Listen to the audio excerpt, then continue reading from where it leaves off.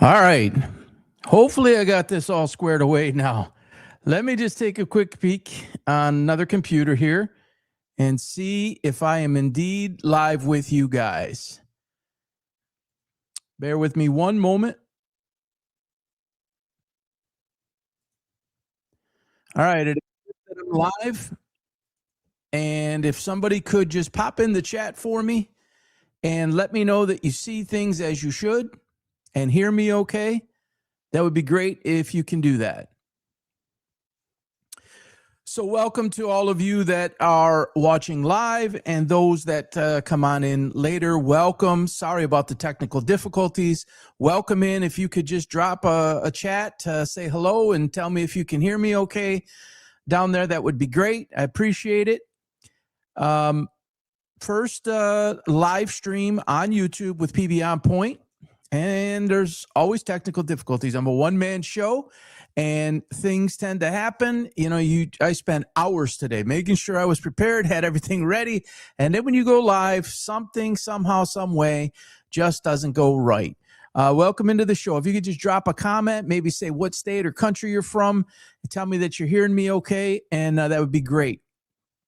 So I'm going to start off with a little bit of a bio about me and my background, because there'll be some new visitors. There's lots of new followers and subscribers that maybe have not seen my content before and don't know much about me and my history. So I'm going to share a little bit of that with you guys, and those who have heard it already. Sorry, you can maybe skip that part. So 54 years old, live in Florida with my wife, Catherine, Mrs. B. Grew up, born and raised in the city of Detroit, Michigan, south of 8 Mile. Yes, that 8 Mile. Eminem, he's 53, I'm 54. He was on the west side of Detroit. I was on the east side of Detroit. About 7.5 Mile road, so 6 blocks south of 8 Mile. So if you can imagine wherever it is you live, that busy hub, that busy street, well, that was 8 Mile for me growing up. First 19 and a half years of my life, I lived there. 1991, we moved out. My father passed away in 89. The neighborhood started to get lower and lower in terms of safety, and we moved out into a suburb, maybe 10 or so miles north of there. And then the rest is history. I've been married about 5 years. I don't have any children. Grew up in a very large family. My mom, one of 12. She was the second youngest. I have one brother. And we lost my father when he was 45. I was 17 to the dreaded disease of cancer. My mom, 17 years later, passed away from the same disease of cancer. She was 63. So I don't have any parents left, unfortunately.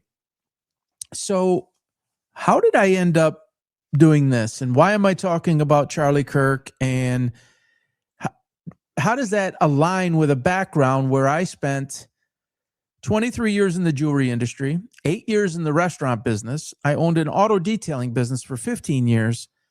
I owned a senior citizen moving company where we would relocate, not the senior themselves, but their items into, transfer within and out of senior living communities for the better part of 12 years, 11 and a half, 12 years. That company ended roughly 2 years ago. February was 2 years. Unfortunately, I lost the company. There are a lot of reasons why. COVID was pretty catastrophic. Obviously, we were caring for the elderly, senior citizens. Welcome into the show. If you guys could just drop a comment down on the bottom and let me know that you can hear me okay, that would be great. Maybe give a shout out from whatever state you're in or whatever country you're in. That'd be great. And so servicing senior citizens, COVID hit, and basically 95% of the staff was gone. So it's like, hold on for dear life. It was myself and 2 other people, went from a staff of about 22 down to 3, including me as the owner and CEO. So it was very difficult to rebuild. It was holding on for dear life. Sales plummeted, went through the floor. Senior communities closed down. Those were the most, thank you, Chewbacca. Those were the most vulnerable, and they had to kind of stay in place. And folks that were in their actual residences that they had lived for 20, 30, 40, 50 years, if they had any intention of moving when COVID happened, well, why would you move? Why would you subject yourself to that when you are, predisposed and you're in the vulnerable class and senior communities are locked down and you can't have anybody come in your home or in your senior community? So that was devastating. And then to rehire people back was at an extraordinarily higher cost. And that was what you would call the black swan effect. And people were wanting 20, 30, 40% more in money. Very difficult to get them to come back in. Going into a senior community, they had to be with masks on. It was very, very difficult. Inflation obviously hit. 40% of seniors live on a fixed income. So that was very tragic for the business. Bittersweet, welcome in.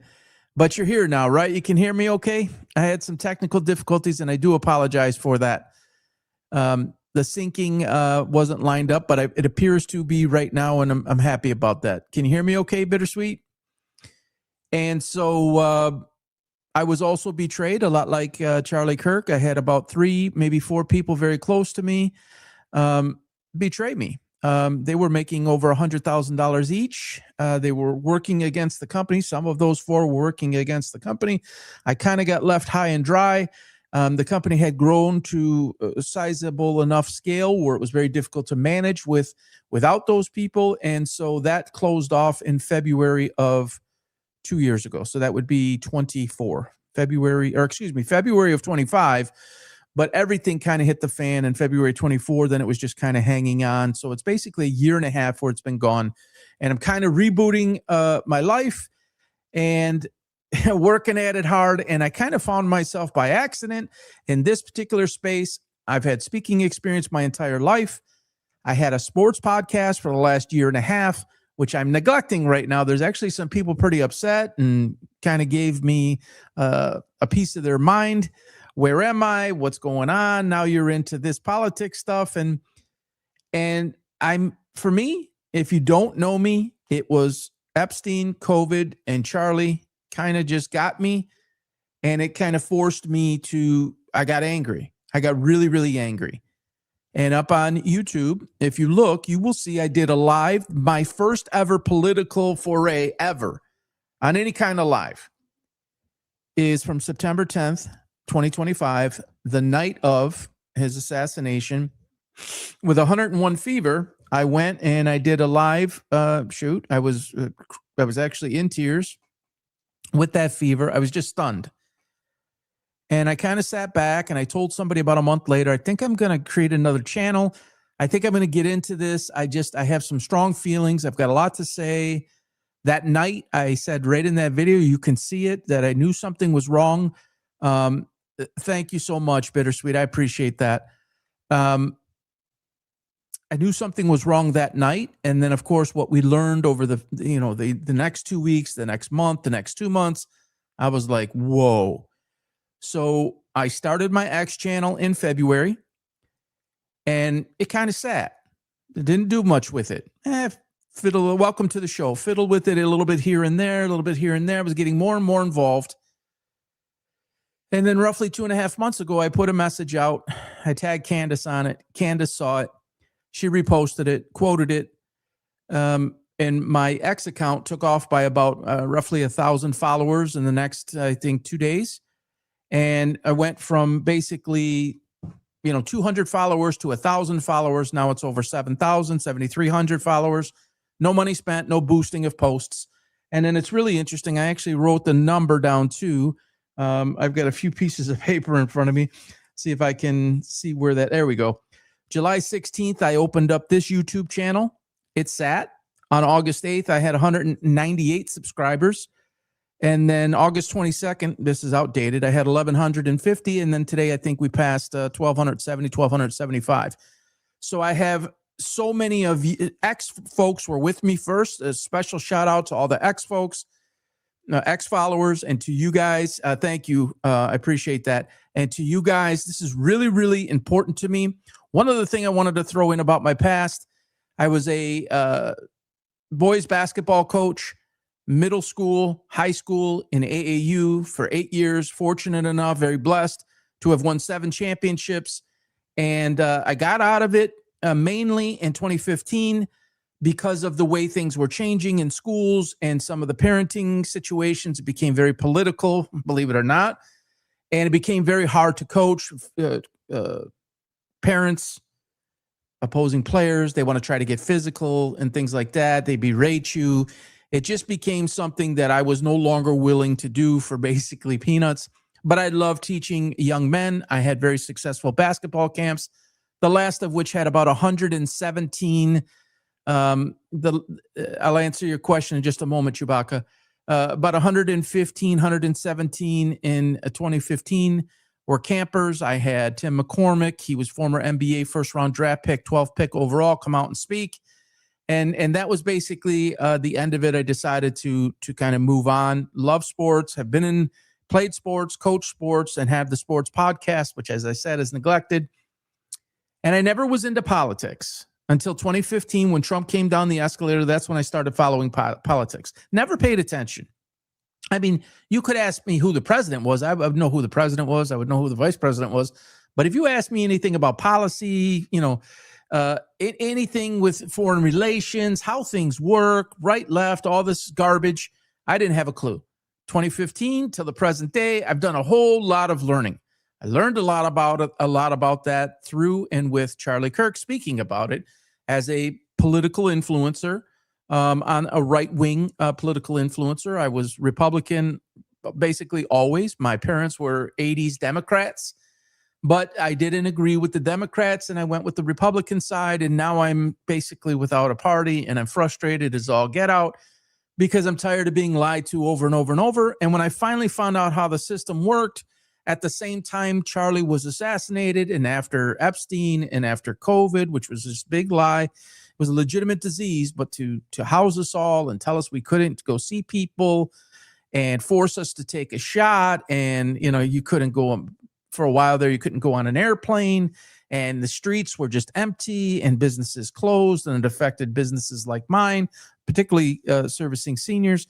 Just I lived a lot of it as a citizen, as a human being, but also as a business owner with staff and all of that. Yes, I did get COVID one time. It was, pretty tough, but nothing like the serious kind. Believe it or not, and it's the last personal story I'll say for now. In 2016, I nearly lost my life. I was in a coma for 3 days. I had thyroid storm. I had hyperthyroidism. Okay, so my thyroid was overactive. I had what's called Graves' disease, which is a form of hyperthyroidism, where your body's working too fast. It's like you're running a marathon, honestly. And that's what you're going to get from me. And I'll tell you about that in a moment, about the 3 H's that you're going to get with me if and when you follow me. And as you continue to follow me, there's a core principle or a core competency that I'll share with you in a moment. But honestly, I didn't care for myself the proper way, and it caught up with me, and it said, enough of you. Your body's not going to be able to take this anymore. My heart rate went skyrocket to like about 128 beats per minute. We rushed to the hospital. My blood pressure was just under 200.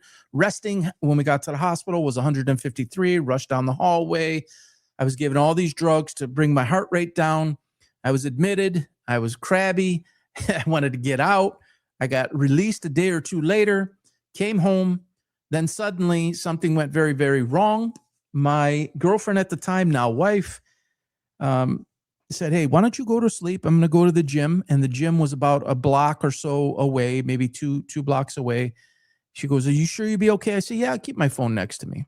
Well, I got up to go to the bathroom, and I coiled down and I collapsed right into a fan, knocked the fan part. When I say fan, it's the one that goes on the rod. It oscillates. And I knocked the fan over and almost impaled myself, like the top part fell over, almost impaled myself with the stand itself. I sprained my ankle when I went down. I'm like, oh my gosh. My phone was on the other side of the bed. I butt scooted, believe it or not. It's almost embarrassing to say, but it's real. And that's what you're going to get from me, is very real in authenticity, unlike the TPUSA folks. I boot scooted around. I called my wife.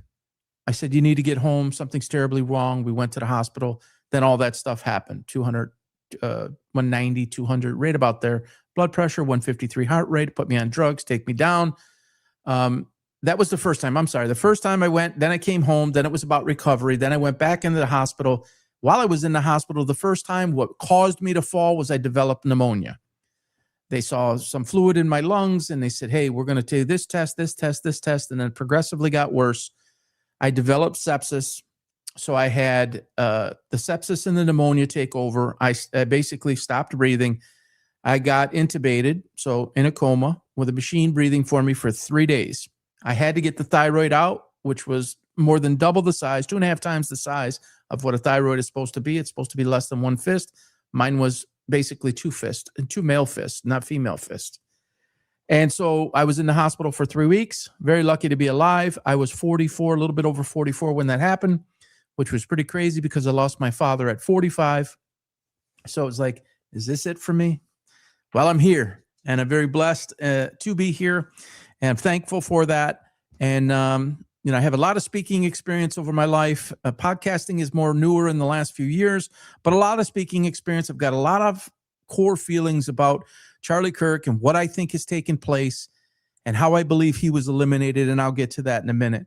So the two things that I can tell you is the Triple H, we'll call it, is I'm going to be honest with you. I'm going to tell you the truth all the time. I'm a straight shooter, right down the middle. I'm not influenced by what people say or do. I'm not that type of person. Sometimes it gets me in trouble because I'm too honest, but I would rather somebody know exactly where I stand than tell you one story for some other reason and hope you come along for the ride. Again, like TPUSA, like the Democrats, like the Republicans, like politicians in general.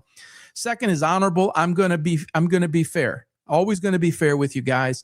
And then the human part is I'm going to treat you like a human being. And that seems to be really, really rare today, especially when people are behind a keyboard and specifically on X. They just think they could say whatever they want, do whatever they want, and no consequences, no accountability. You don't know if it's real. You don't know if it's a bot. You don't know if it's a person. You think to yourself, what they call you all these names. And it's like, what can this possibly be?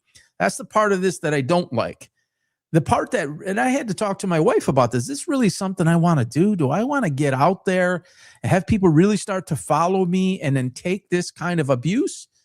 And she said, honey, that's up to you. And I get that with the sports too, right? If you have an opinion about LeBron James or something, somebody will come at you and say, you're this, you're that, you're a retard. All these words that you hear. Andrew Wilson just did it on, basically a global platform. So you're going to get those things as honest, honorable, and the human side, which that's the thing about Charlie Kirk. And I think a lot of people have lost track of this. This is a human story. It's a human tragedy. Everybody wants to talk about how it happened, why it happened, and all of that. And, it was an assassination, which it was, or a murder, which it was. But people forget that it's a human story. This is a man whose life was taken. Now, we want to argue about how it was, or we want to debate how it was taken, why it was taken, who's responsible for it, and all of that. And I'm going to get into some of my thoughts on that in just a moment. But a man was eliminated. And I hope that no one ever loses track of that. It was the left, it was that, is distraction, this confusion, this full-blown psyop that's going on. It's like, yeah, there's a human involved who's no longer with us. That is the core of this psyop. It's the psyop around the core person of a man named Charlie Kirk, or as Andrew Wilson calls him, is Kirk. I'll get into him in a minute. And then you're always going to see me focus on 3 things. Okay, you're going to get those 3 H's, but you're going to get 3 things when I talk and I come out and I do shorts or I come and do long form. You're going to hear me talk a lot about, and I did this in business, I did this as a coach, I've done this in mentoring. It's what's now. All right, so what's happening right at this moment? What's new? So what's the latest? And then what's next? And you'll see on the sign there, independent perspective. So nobody pays me. I don't work for anybody. And then the predictive analysis. Ever since that coma, I don't know what happened. I always had like that gut instinct, that intuition. And that you hear this from people, when you get that close to the edge, you come out and there's something different. You see things different. Things are somehow they're clearer. They make more sense. And you're like, can be 2 or 3 steps ahead without trying. And you see things become clear. It's really strange. I can get up on a board in front of a staff and I can just riff. I have no prompter, no teleprompter, no script here whatsoever. I got a few bullets. That's it. I'm just going with it. I have some ideas in my mind. I'm going with it. I'm going to show you a video in a moment that I put out on August 7th. I predicted what would happen approximately 10 days before the preliminary trial ruling would take place on September 1st. I said approximately 10 days. It ended up being exactly 10 days when Andrew Wilson came more to the forefront. You could clearly see that he's an operative now. He drops this supposed text. I'm going to play that video in just a minute. So again, thank you guys so much for joining. I can't even tell you how much I appreciate that.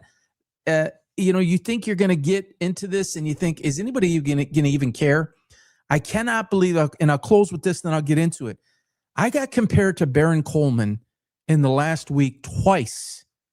One said, you remind me of Baron Coleman, and he asked me to evaluate Baron Coleman, if you can believe that. Hey, what's your analysis on Baron Coleman? There's a video up on the YouTube account. You can look at that. And I had the UVU quality. I apologize. I did it on my phone. I didn't hit the right button, so it's a little bit fuzzy, but the volume was there, and you can kind of get the point. Then somebody else said, you're the best since Baron Coleman. It's like, come on, guys, please. I mean, I'm honored, but I'm not him. Nor am I trying to be him. And that's just, I'm humbled. No, not trying to take away from his your humble host, but it is humbling. Newer at this, just a small audience. It's like, whoa, you're just like one of the fastest growing podcasters, not in the world, in the whole world. And you just lump me in the same sentence. So I'm really, really honored by that. And so many people are reaching out, contacting me at all hours of the day. Bosnia, Wales, Australia, Christmas Island. Really? Where's that? The Netherlands, Norway. These are just ones off the top of my head. I don't have any list here. It's like all over the world. Africa. It's like, are you kidding me? This is the power of social, right? The power of live stream. And then, of course, people, placed all over the country. So it's a really cool thing. And I'm very, very happy to be a part of this and have you guys come along for the ride. All right, so let me show you that clip because it's really, really, don't tell me I didn't put it up here. I'm going to have to pull it here real quick because I think that just opens up kind of what the rest of the show is going to entail or encompass. There it is. See if I can get it up there. Okay. All right. Haven't seen anything yet, folks, in my opinion. Back that up and get you some good volume. If you thought that the influencer campaign,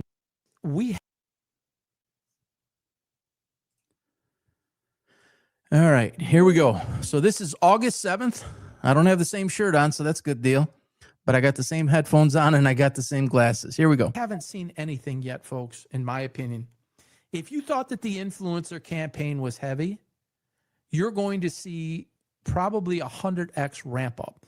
And you might see some people that we haven't seen come into the forefront. As we inch closer to the September 1st date, in my opinion, roughly 10 days prior, I think you'll see an activation of a new campaign that takes place to lead people up into the decision on September 1st, which I think we would all agree there's no way he cannot rule for a trial. He's going to rule for a trial. But you're going to see the campaign ramp up. You're going to see them take maybe even a little different tack and get more aggressive.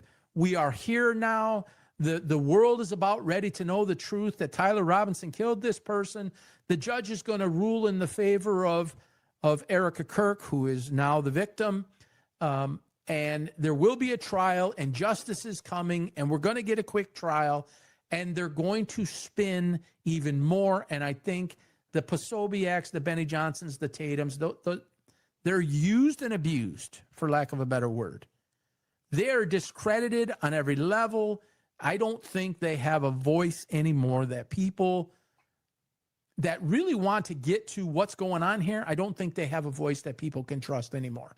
I think the gig is up. I think people have seen that. What we might see, actually what I think we will see, I don't know who it is, but I think we're going to see some new people come to the forefront. Andrew Wilson is somebody newer to come to the forefront to try to challenge Candace Owens. But I think he doesn't have 3, 4, 5, 6 million followers. I think we're going to see somebody else with a very large platform come in and try to take the baton, so to say. And it's going to get aggressive. The attacks will be more obvious, more, as I said, aggressive. All right, that kind of gives you the point there. And Andrew Wilson has basically turned into one of the bigger ones now in terms of the aggressive campaign. I still think we're yet to see somebody will rear their head here in the next couple of days. This was very strategic by two people or by two sets of groups. One is Candace. Yes, she's pregnant. Yes, she is moving.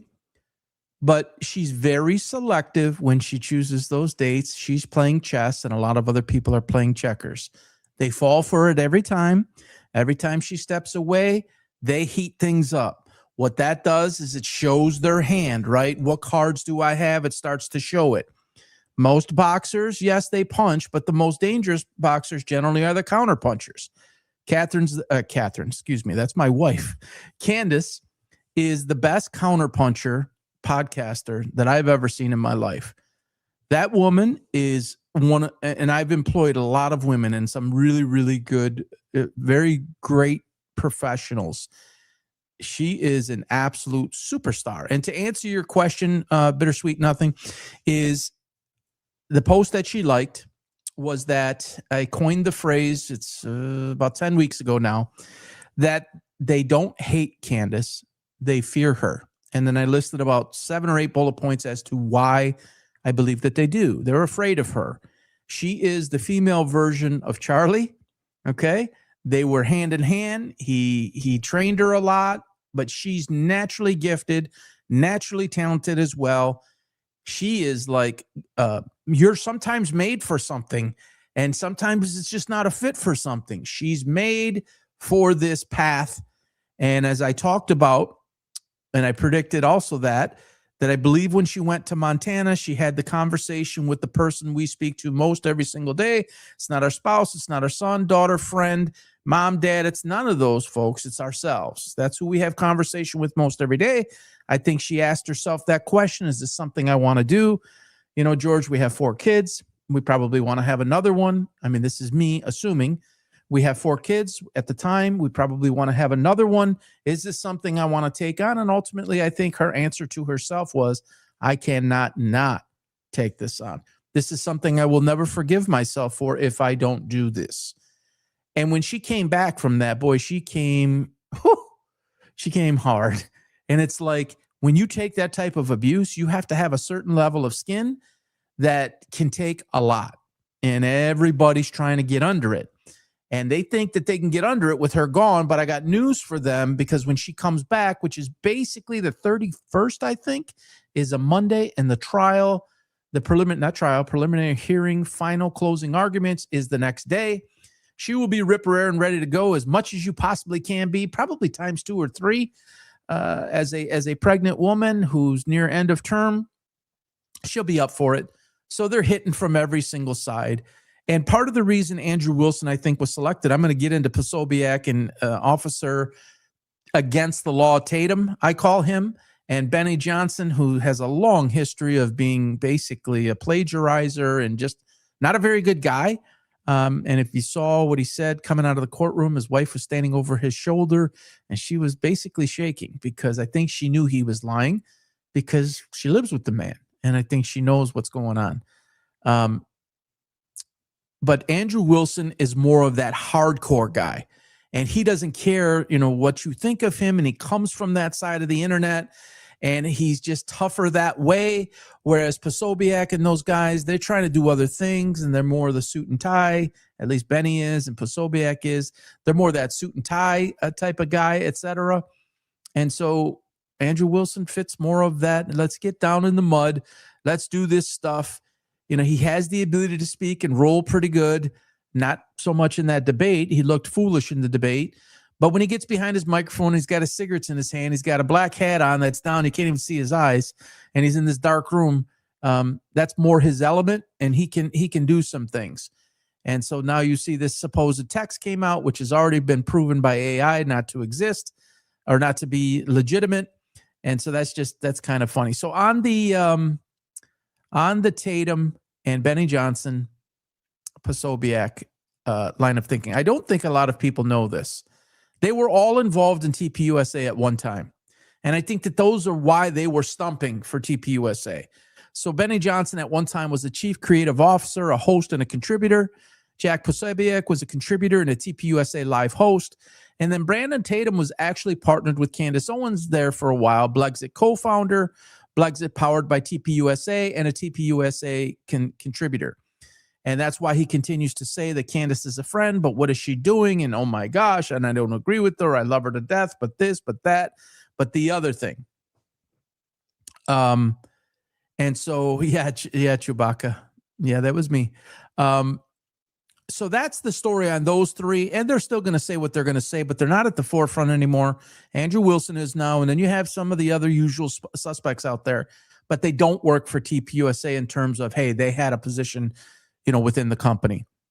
So this left conversation, I've said this in other videos, and I cannot emphasize this again. Again, not being involved in politics or even understanding politics till 2015, and it's just been this deep dive of learning kind of how this works. And I was very stubborn. I was very like, hey, it's this way, and it's being a Republican, and it's like, we do the right things and Democrats do the wrong things. And then again, Epstein, COVID, and Charlie made me think that it isn't left. It isn't right. It isn't red. It isn't blue. It is in the Senate, in the room there. It's not the one side with an aisle and then another side and all this splitting up. It is all together. In my opinion, let me take that off of there. In my opinion, the left and the right did not want Charlie Kirk around anymore. And I have to be careful what I say. YouTube is a lot different than X. I cannot show certain videos. I can't show the actual bang, which I have some theories on that. And I'm going to share that in a little bit. I can't show those things. I have to be careful what I say. But let me just put it to you this way, that I think they're all involved. What is November 3rd? Does everybody know what November 3rd is? It's the midterm elections. What motivation would TPUSA, the Fox News of the world, which I don't watch anymore, anybody who's stumping for those people, what is their motivation? Their motivation, they have 2/3 of government. Midterms is very, very big. They want to have all three at the minimum maintain. In 28, there's a new presidential election. Whether that is Vance is running or Rubio is running, they want it to maintain on the Republican side. So what better way than to do a two-prong attack that says it's the left?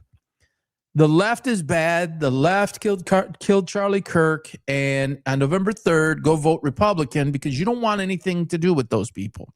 They're bad people. And here's the reasons why. This is all tied together, folks. I never got it. I'll be honest. For a very long time, I never understood it.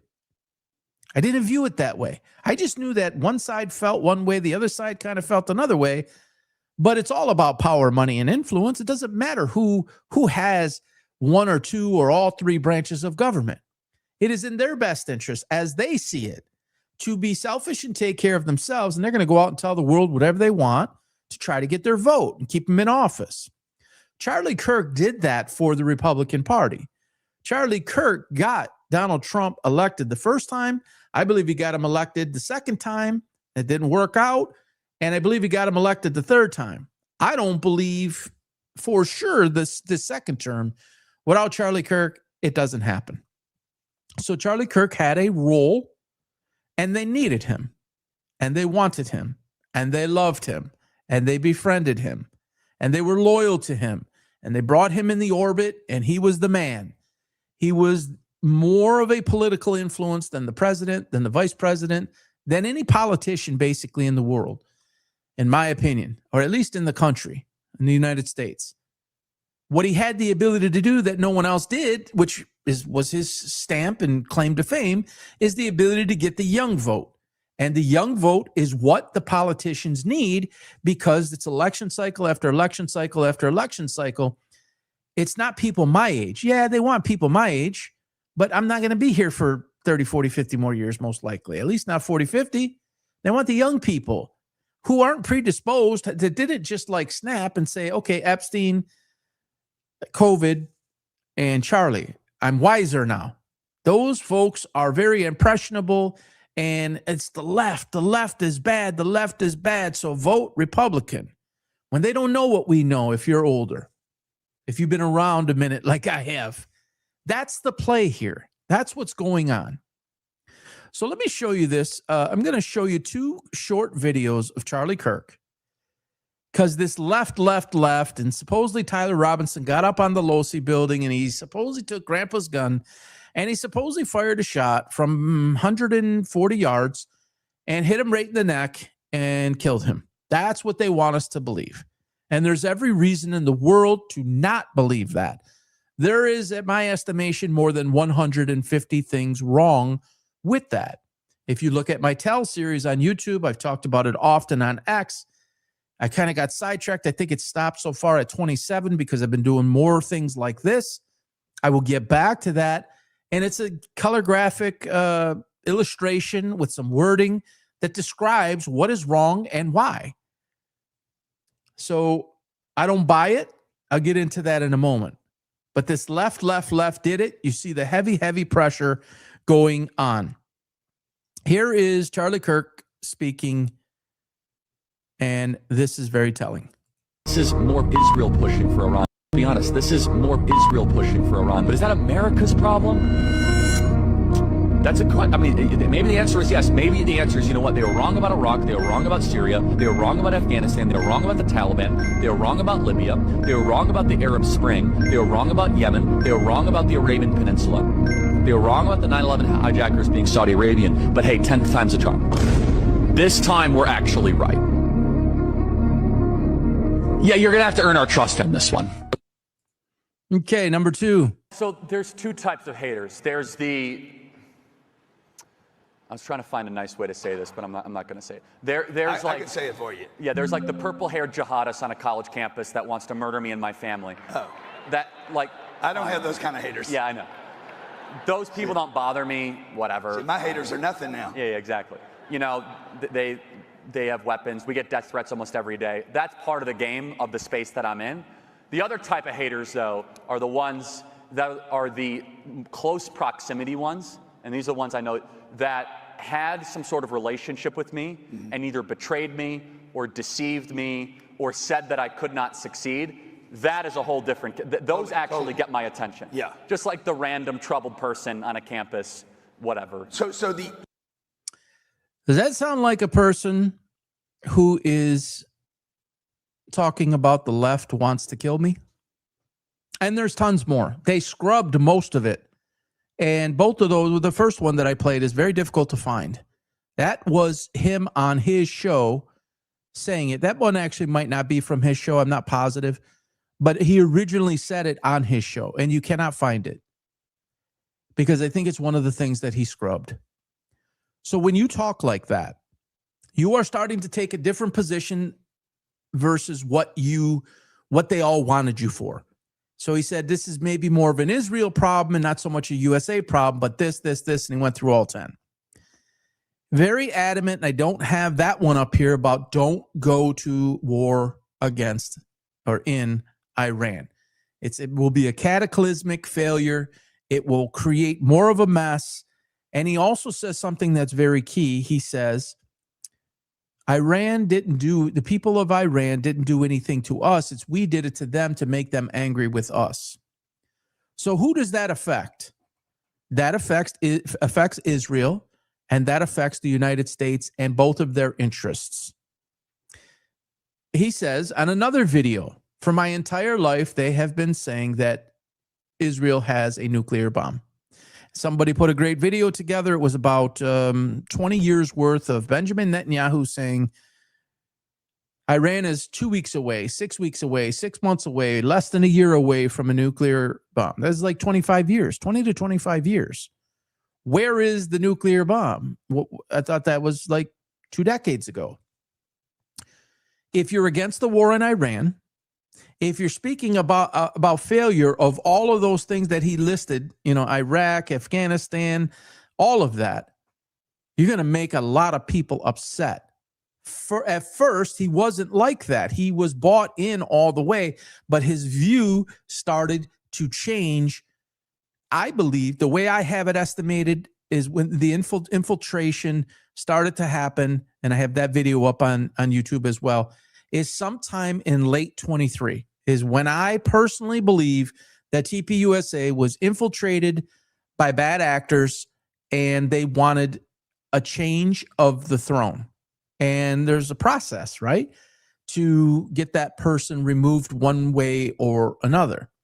I'm not issuing a edict on who exactly did that, but I think suffice to say there's a lot of people who had interest in doing that.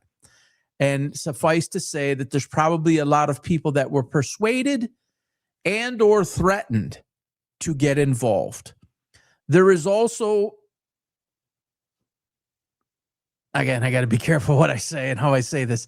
There is also a potential possibility that people entered his life at a certain point in time to lay the foundation and lay the groundwork. I mean, if you know what our CIA does, if you know what Mossad does, what these people go through when they want to get something done, the assets that they produce, groom, train, teach, they'll generally find somebody that has done something very bad, and they'll get them to do XYZ thing in exchange for freedom or in exchange for money.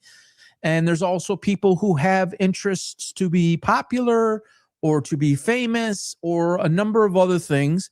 And you can utilize that ambition to turn somebody. George Papadopoulos, if you followed the story during the Russia collusion, there was what was termed as an attractive woman that approached him and tried to basically pull a net over him, for lack of a better phrase, and tried to befriend him and try to get him on record saying something poorly. This is textbook CIA. This is textbook Mossad. Most people believe Epstein was an agent for both the CIA and Mossad. What did Charlie Kirk speak out about very, very loudly? Full investigation into COVID, full investigation into Epstein. Do not go to war with Iran. Who does that affect? If Jeffrey Epstein was an agent for two governments, and you're going to go dig into that, and there's nothing in the files, there's nothing there, we all know where it points, and it points to us too. Please don't think that the United States is free of this, and I never would have thought like this 6, 8, 10, 12, 15 years ago when he came down the escalator. I thought he was going to save the world. Trump voted for him 3 times. I admit it. He did do some good things, but ultimately it became about enrichment, setting up his family. And some people may not follow me for this. Set up his family, and I'm okay with that. But I'm going to give it to you straight and what my opinion was. Yes, Bittersweet. He was questioning Gaza, and he's on video on Patrick Bet David's show, late 23, and he said it's an ethnic cleansing in Gaza.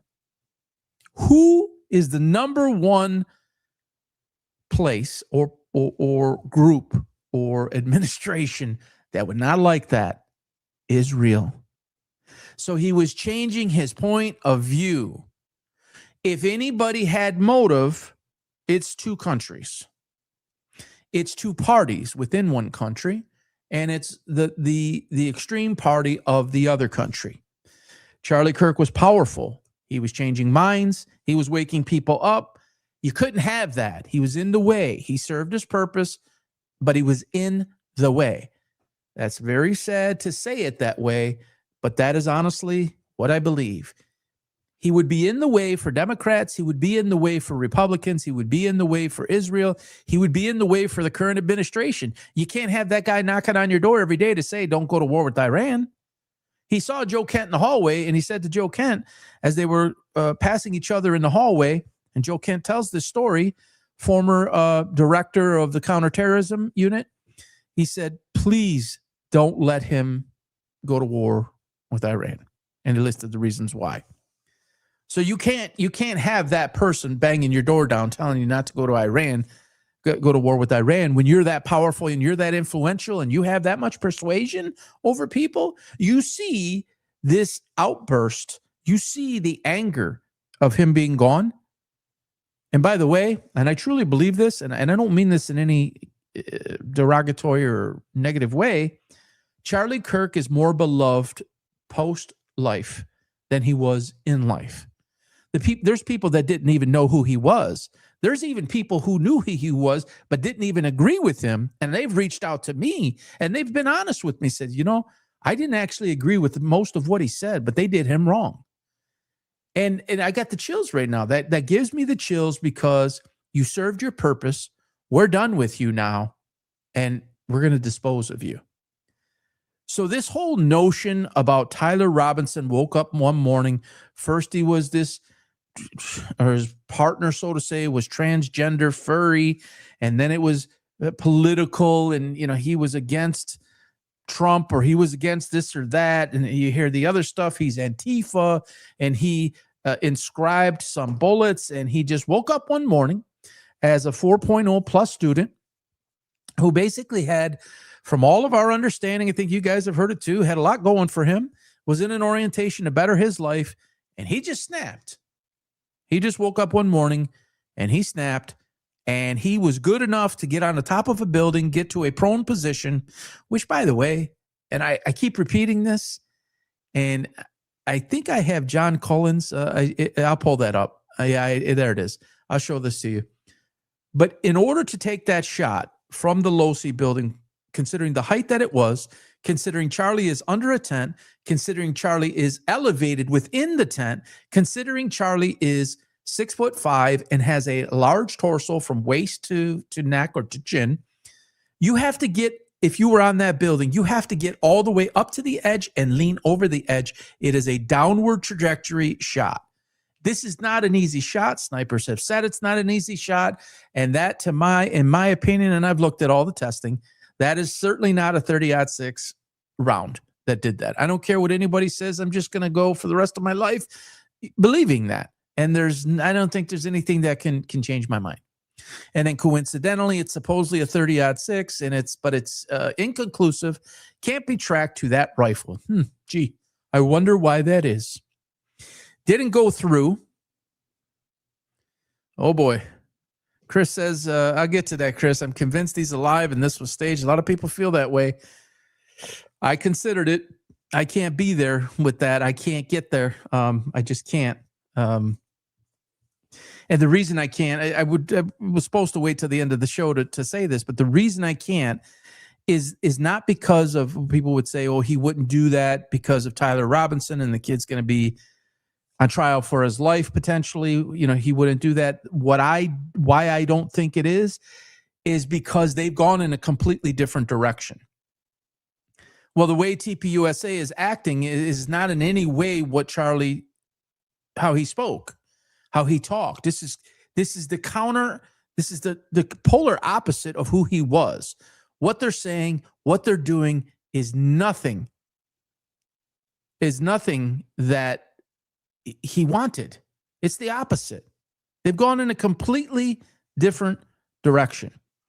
So he's in witness protection someplace, and his wife is the CEO. I've been a CEO, not of a company that size, but of 23 people in the company with C-suite executives around me.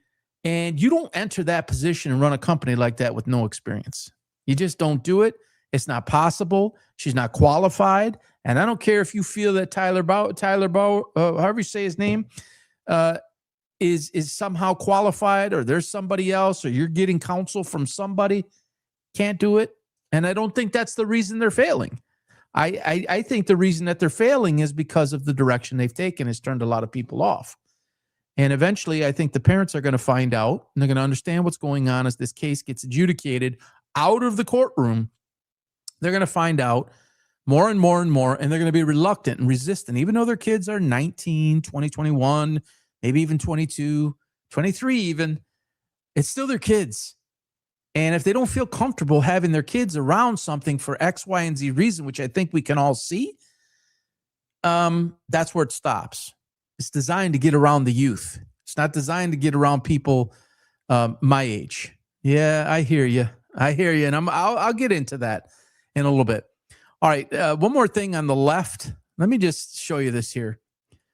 So was it the left for all of this? I'm going to run through these. These are not in any specific order, and there are a lot more than this. The Hades planes, drones flying everywhere that day, security signals everywhere.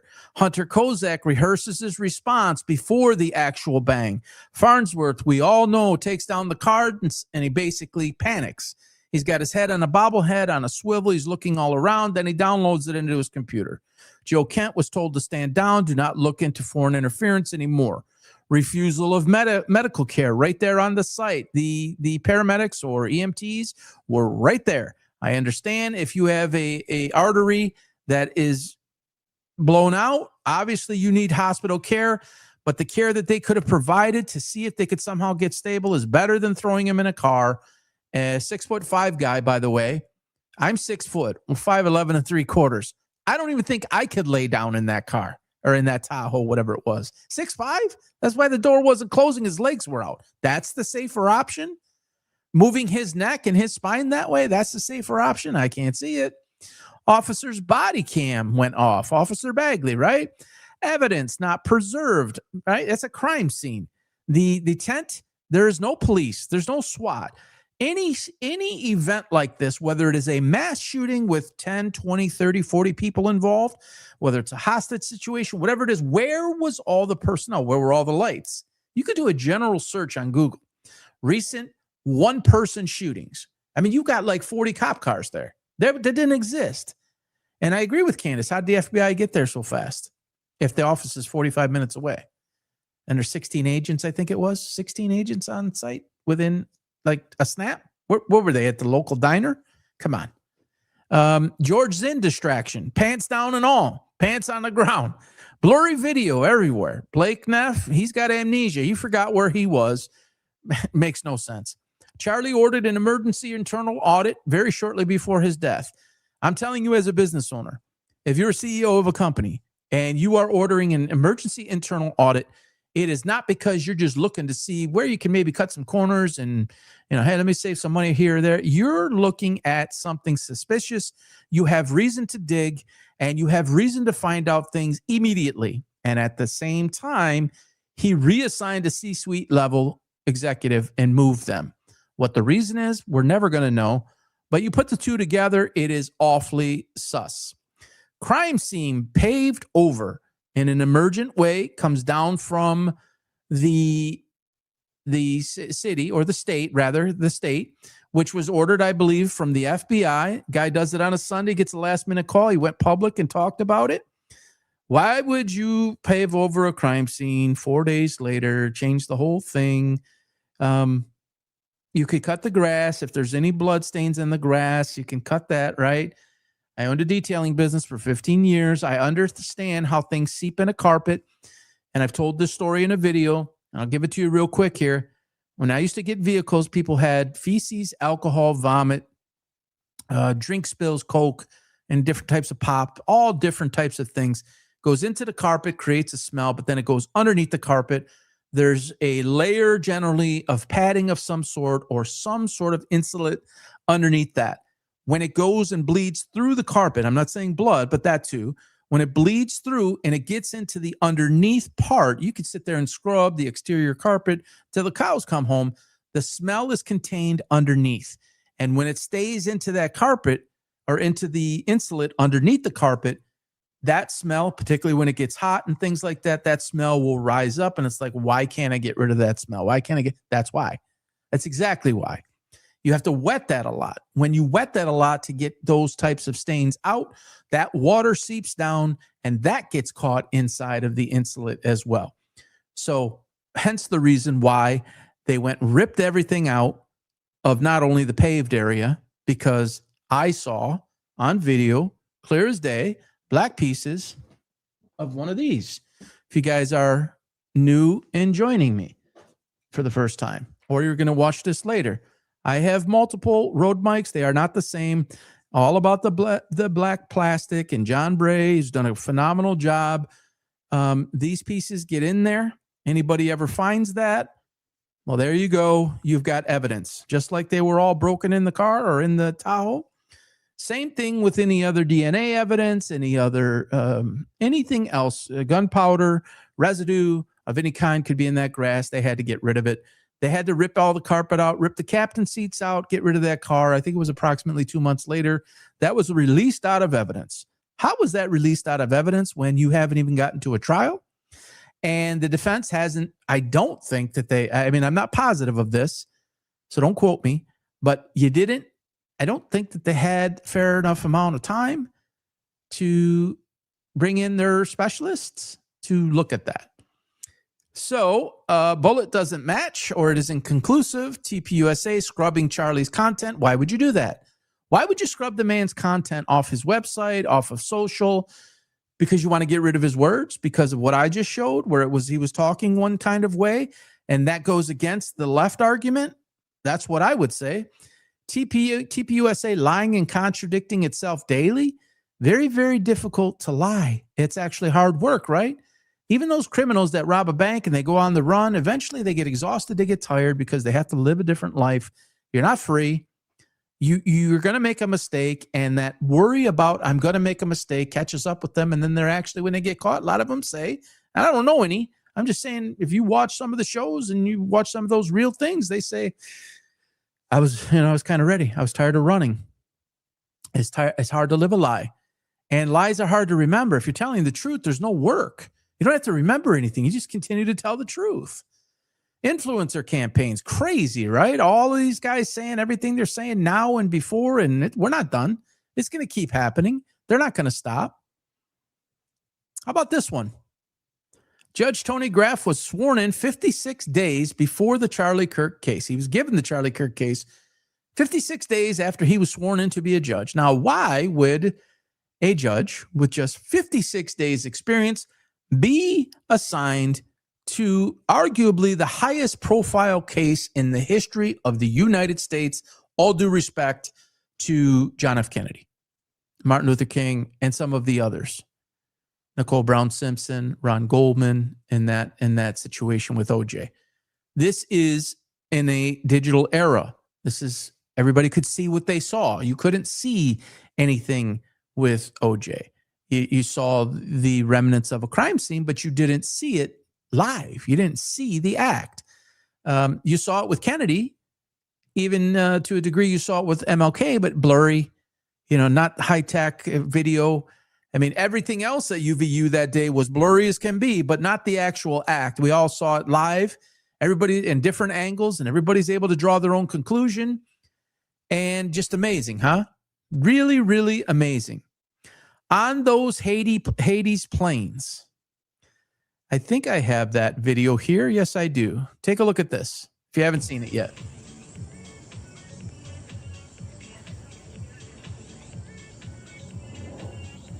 Oh my gosh. There is no shot. This is Axle 21. Hold on. This is Axle 21. It's not Axle 10. That is actually insane. Oh, I wish I had a DSLR. Fuck. So if you're watching Baron Coleman, if you're watching some of the others, that's one of the most sophisticated planes in the history of the world. It is a spy plane for the United States. It has the ability to come down low and receive intelligence through encryption, to spy, to hear conversations, to do everything. It was there, I believe, the day before, the day of, and then the day after. And when Tyler Robinson supposedly turned himself in, it was flying right over St. George, which is where the jail was. I'm going to show you John Cullen. If you guys do not know who John Cullen is, he is a unbelievable investigator. If there's ever controversy, he's the guy. He broke all the story on the Las Vegas shooting at the supposed Mandalay Bay, and that's what put him on the map. That's how he cut his teeth, where you can actually see helicopters in the air firing the weapons and that it didn't come from the Mandalay Bay. This is the same guy. He put this out today. Check this out. Did you know the Tyler Robinson confession message materialized at the same time on September 11, 2025 as the Hades jet Axel 21, tail number N2100L, was right next to the St. George police station? Someone want to tell Catherine Nestor. If you don't know who Catherine Nestor is, she is the lead counsel for the defense for Tyler Robinson. So this plane jet has the ability to do these types of things, to put something on a screen, to pull something on a screen, to do anything it wants. It has everything in it to do it, and it can even be stacked and loaded with drones, and it can deploy drones. Yes, weaponized drones. And if you haven't heard, I don't have that video up of Baron Coleman just 5, 6, 7, maybe 5, 6 days ago. That same Hades plane or its twin, there are two different ones that are similar, Axel 10 and Axel 21, I believe, were flying over Nashville, Tennessee, almost directly over or very near Candace Owens' home and Baron Coleman's home. So what would you be doing that for?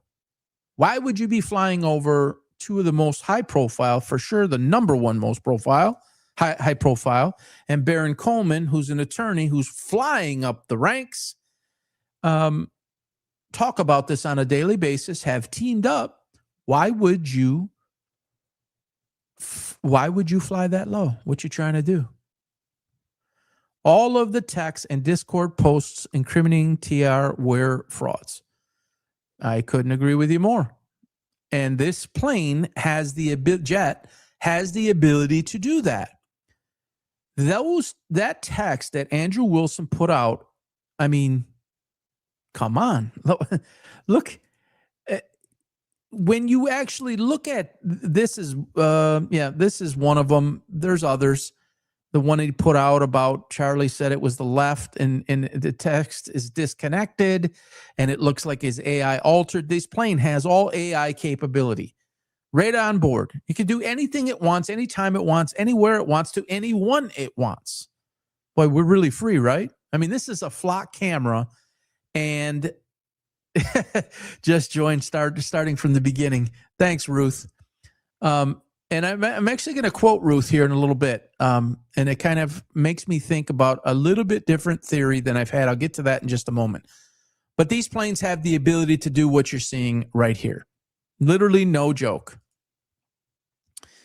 All right, let me see. Oh, one more thing here I'm going to show you. I think it's one last video I got to show you. This is Andrew Colvett, stumbling and bubbling like he always does. This is a PR guy, right? PR guy is supposed to be smooth. He's supposed to be persuasive. He's supposed to be professional. Listen to this guy. This is, I don't know the exact date. It's not recent, but obviously it's post Charlie Kirk being assassinated. Here he is sitting down in an interview. Did our team start taking down cameras immediately? Was it just in shock and just thinking like, this is what we do, and just not thinking it's a crime scene? I think massive shock. I think there's been some stories about the SD cards or whatever. That was because even in the shock, there was an understanding that the proximity of those cameras were going to be evidence, and they wanted to make sure they didn't get stolen out of the cameras, but B, they didn't want anybody to run in. I mean, there was those videos of the kid running and grabbing the hats. Hats, yeah. So there was an understanding. I mean, I talked to the team on that, and they said, because we know people can be evil. Yeah. And they grabbed the SD cards so that nobody could get that footage. so that law enforcement could get it. Did I answer your Maha question sufficiently? Yeah. Okay. He loved Maha. See how he pivots right out of that? See how he's nervous? See how he's stumbling? It cannot be any more obvious. And if that was the case, which I don't believe it is the case, why would you appear to be so nervous? If you retrieve the cards and you wanted to get them into the proper authorities' hands, what are you going on a laptop for? And, which he failed to mention there, which they do this selectively, it's if you wanted to give those SD cards to law enforcement, why did you put that in a flash drive and basically kept the original, and it's missing 3 minutes of footage and it's zoomed in? And I know not a lot about technology and cameras, but I do know that that camera is put behind there to get full shots from the back, and it doesn't get anything on the ground. Why would that be, and what are you hiding? Guys here seem to think that it was staged. The security knew it was coming because they didn't flinch. They should have instantly pulled out their guns. To that point, that is one of the reasons why it tells me that there was foreknowledge, because, and I have known somebody that did personal protection for Kid Rock, Janet Jackson, and Steven Tyler. Okay? I used to know him pretty well, and I used to love to hear the stories. He would walk me through what the protocol is. And the protocol, and you could see it with Trump, is to get that person down and get them secure and smother them a little bit. Obviously, be careful doing it, but you need to secure a perimeter.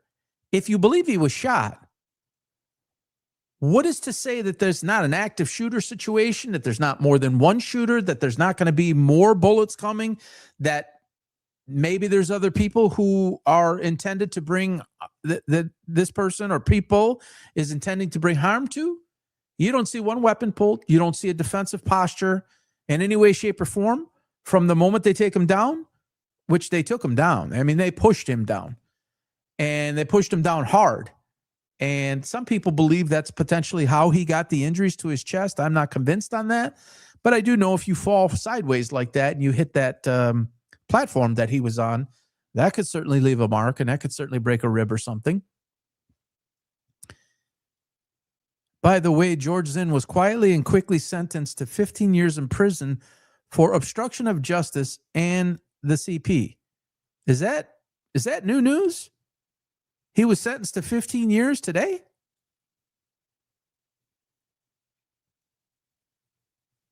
Signal? I hadn't heard anything about that. I'm not sure what that means. Interesting. So no defensive posture, no worry about a second shot, no worry about their own lives. Not new news. I looked it up because I was wondering what happened to him. No posture to protect themselves. They all have a job. They all go through dry runs on this, and everyone has a role, what they're supposed to do in a situation like that. Not all of them in any security detail are supposed to go to the protectee and not protect the area. That's not everybody's job to do that. None of that happened. So those were all the videos. Yeah, I saw where a witness said George Zinn yelled, "It's fake." Yeah, George Zinn is says a whole lot of things.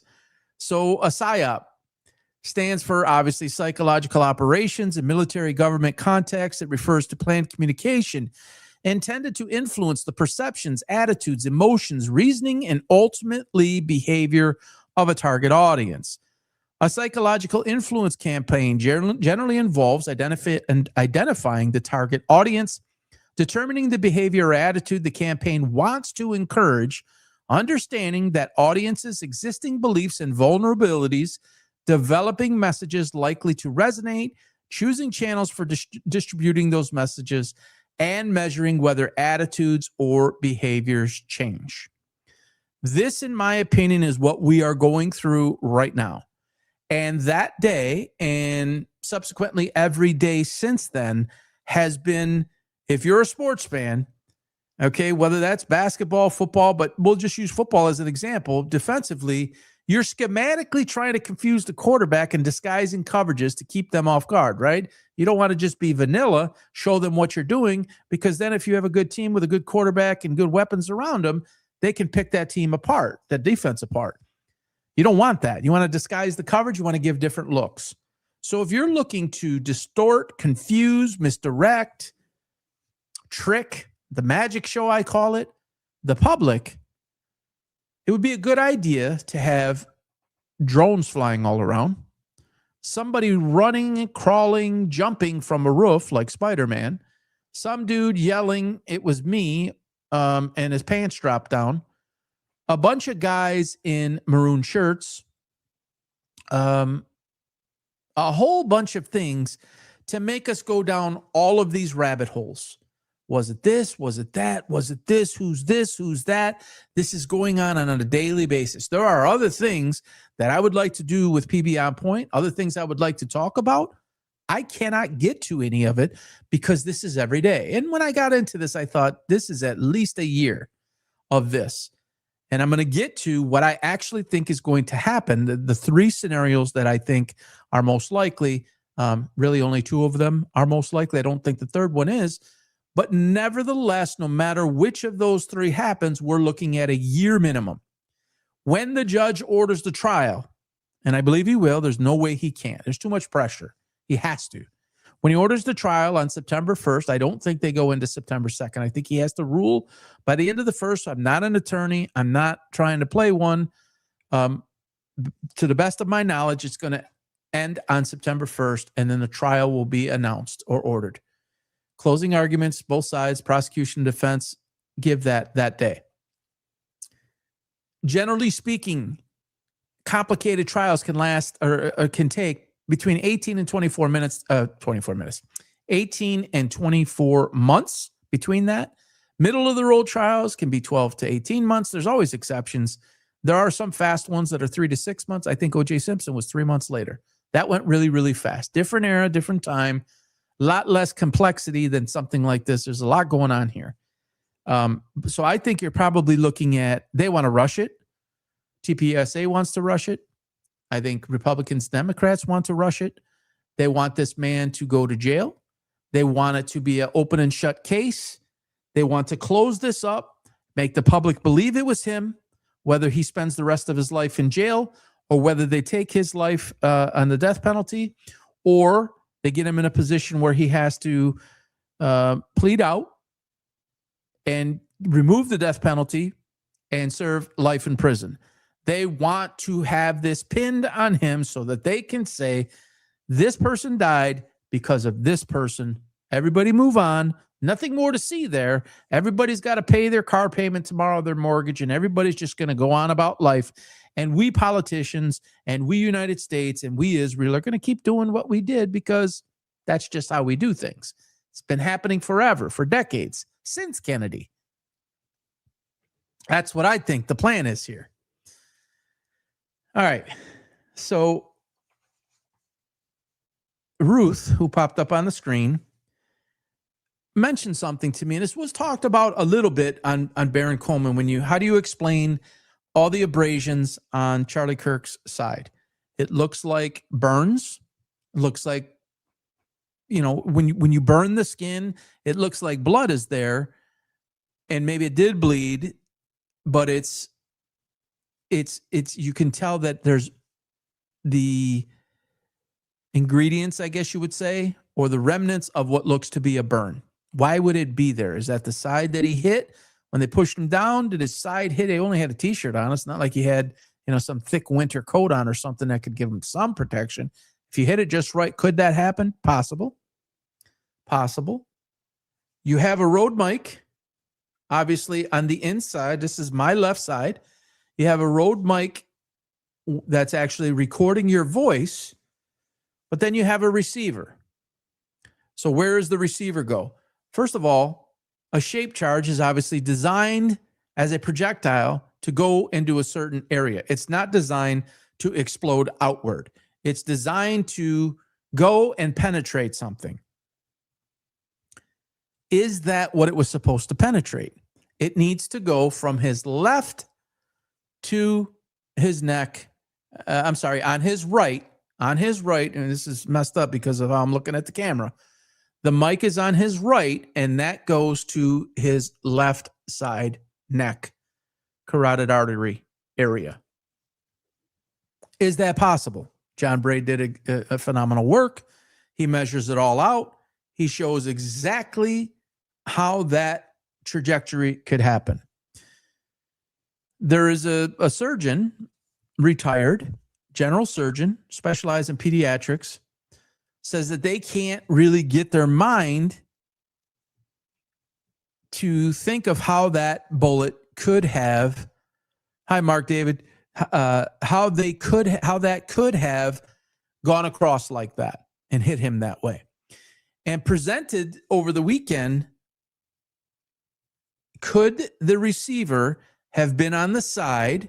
And let me get this so you can see it on the camera. I'm putting it here, but let's say this is lower on the side and the projectile goes straight up. Now, we don't know where the receiver was. Is it on the same side as the mic? Is it on the opposite side of the mic? Having used these, the receiver doesn't have to be in that exact, you don't have the microphone here and then have the receiver underneath. It doesn't need to be that close. It can be a little bit of a distance away. So was that down low near the waist? Was that down by the rib area? Was it taped to him? Was it secured, affixed? Is secured and affixed to his body in a different way? And did the projectile come from there and go straight up? I don't know if I could get there because you see the puff of smoke, which I'll be honest, I was surprised that Candace didn't speak about that in the debate. And I guess you could make the argument that somebody, AI altered that and you don't want to speak about something you're not 100% sure.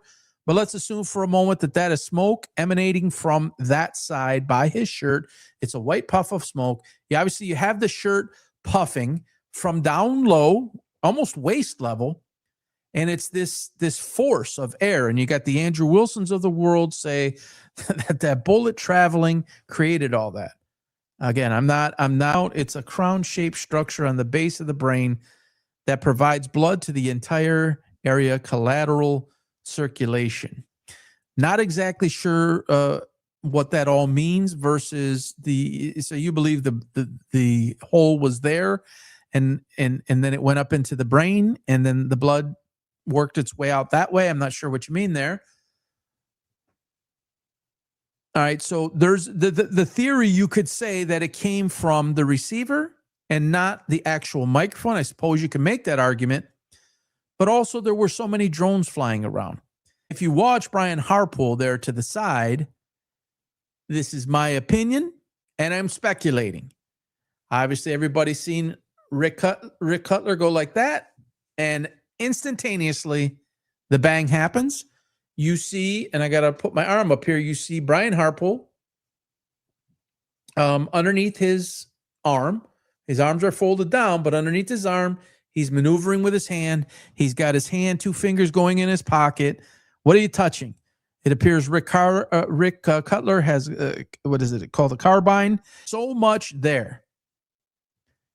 Yes, the trapdoor was near where his feet were, and I talked about this in a show the other day. Yes, I believe it was directly underneath where his base was that he was sitting on. His chair on top of a riser, and underneath the riser where those trapdoors are, where maintenance can go underneath.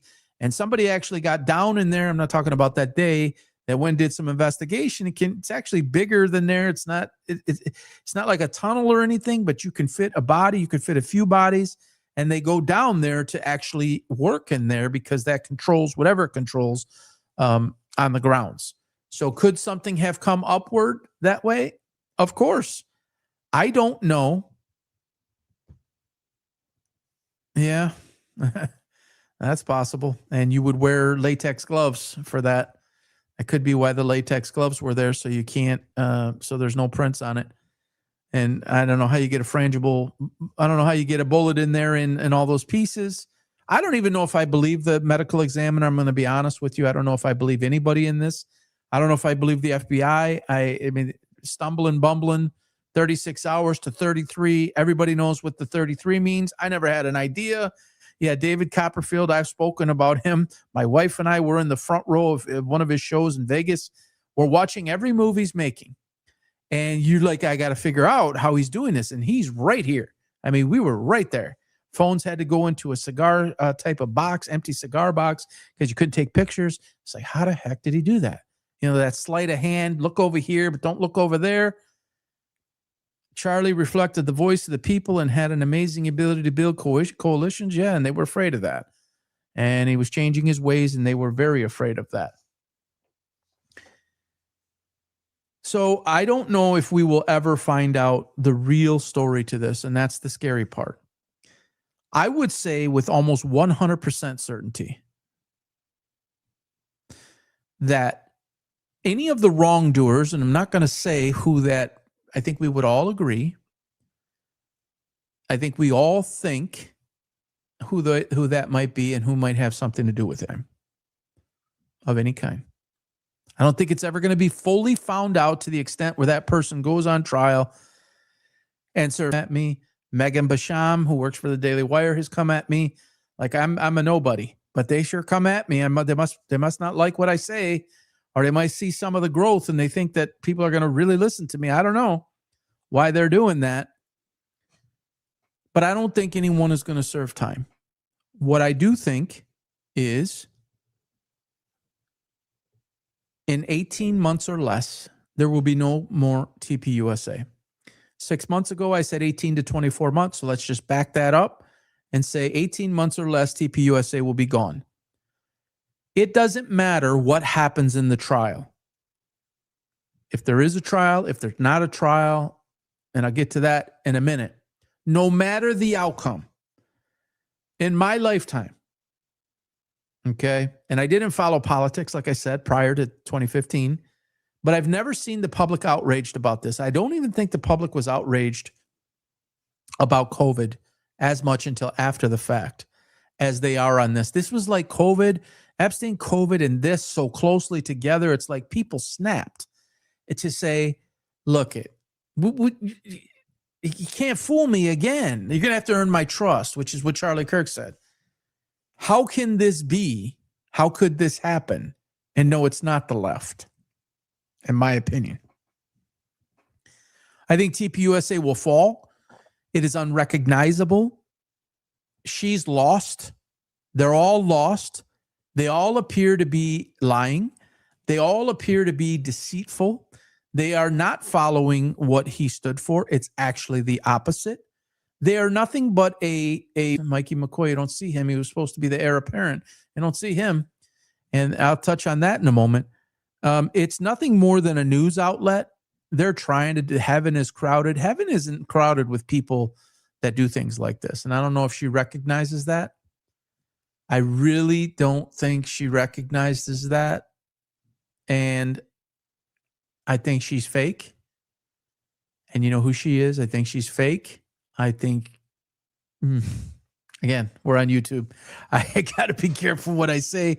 You can follow me on X and you can see that at PBA on point as well. She's not competent to run this company. She's not competent to lead. She isn't even competent to speak. Every time she speaks, she gets herself in trouble.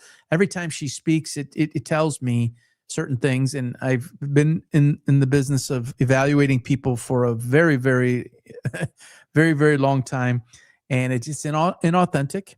The tells are everywhere. The eyes don't lie. The delivery, the approach, it's forced. It's not natural. It is, I think, a thirst for the limelight for a lot of the reasons that Candace discusses, but for a lot of the reasons that we can just see with our own eyes. And her history points to all of it. And yeah, Charlie would talk about Erica. So when I finally seen her, I was stunned, nothing like I was picturing. And that's true. We never saw her. We never really knew her. And then just burst onto the scene. And she's going to run the whole show, right? With 2 kids. Just lost her husband. I mean, I lost my father at 45 years old. Tragic. Lost him of cancer. The funeral procession was 1.5 miles. Beloved man, revered, such a young age, 2 children, a wife. And I watched my mom drape over the casket like that, but it was just my brother. It was me, and it was my mom, and the room was closed. And that was the first of the final 2 times that we would be alone in a room with him with an open casket until that time where everybody came in. And then at the end, when it would go to the procession to go to the funeral home, it was closed. So we had two times alone. None of that ever took place. The weeping was legitimate. It was authentic. It wasn't filmed. It wasn't all the jewelry. It wasn't any of that. This is so fake. It's so phony. It's so contrived. Yeah, the leather pants, the WWE type event. This is being named to whatever committee that has to do with the Air Force. It's like, it's really sickening. It's nauseating. And I think the world is becoming wise. And I think you're right. Charlie was in on it. You think Charlie was in on it? Interesting. I just know that the public is so turned off by what's taken place that people who didn't even follow TPUSA or Charlie have tuned in. They're watching this. Candace is leading the charge. They fear her. But like a company hierarchy, there's Candace and then there's, all the other people below. All the other people all the way down, and it spans so wide and so many people are involved. This motivated me to do this. Yes, I have podcasting experience. Yes, I have speaking experience. But to talk on a show going 1 hour and 26 minutes right now about Charlie Kirk, never thought it in a million years. And there's a lot of people, I don't think, thought of this. Again, it's a human tragedy. It's a human story. This is not a political story. If it can happen to him, it can happen to all of us. He was silenced that day. He became too loud, too powerful, and he was steering away from what all those people that he represented or that were friendly with him and he was friendly with. He was going in a different direction. His messaging changed. His feelings changed. You don't need to listen to Candace Owens on that. You don't need to listen to me or Baron Coleman. All you got to do is listen to Charlie Kirk. All this left stuff and this supposed text, he's on video. The man, his words, telling you exactly who and what he feared. Now, did he have threats from crazy people on the left? Sure. He had threats from crazy people on the right. He said it. Crazy people with purple hair out in the audience on some campus. There are campuses that didn't want him there. Yes, there was a lot of hatred for him. He said it. In my space, I get death threats. Yeah, presidents, senators, congressmen, politicians of mostly all kinds. The Candace Owens of the world, the Baron Colemans. I mean, they have spy planes flying over their houses now. People are very afraid of them and what they're bringing out and how they're leading the public. They can't have that. The more the public becomes alive and aware and pushing, you have 2 trials, if it ever gets there. One in the court, one on the outside of the court. The court of public opinion has already won in favor of Charlie Kirk, and the prosecution and all of those people that believe a certain way have lost so far. Unless there's something that we haven't seen. Which, if you go to the preliminary trial, and I keep saying this, and people tell me you're crazy. If you had a slam dunk case, it's the prosecution's burden. Again, I'm not an attorney, not trying to play one. It's the prosecution's burden they brought the charges and they have to provide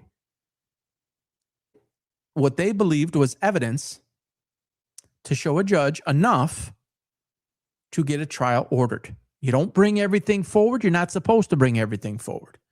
But if you had the parents who said their son came to us and told us, he sat us down, he laid everything out, he told us all about it, what he did, how he did it, why he did it, and they, one or both, got up on the stand, and that preliminary trial, it is over. It's done. Done. The defense cross-examines. They can't budge because I have the evidence. Here's what he told us. As my son, I'm telling you the truth. He took a man's life. It's over. Then he pleads out. And you try to get him away from the death penalty if you're the defense. And that's the end of this.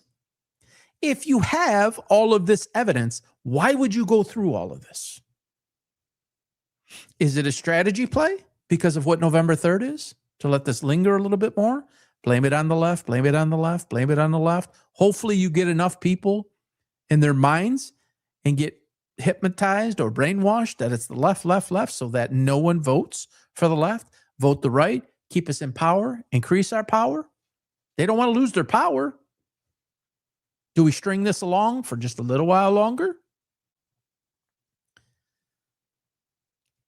I don't think so. If you believe that the left killed him and you want to pin Tyler Robinson as some lefty, and his parents, if this actually happened and his parents came up on the stand and said it, it's over, it's a slam dunk, the left did it, and you just end it right there, it's over with.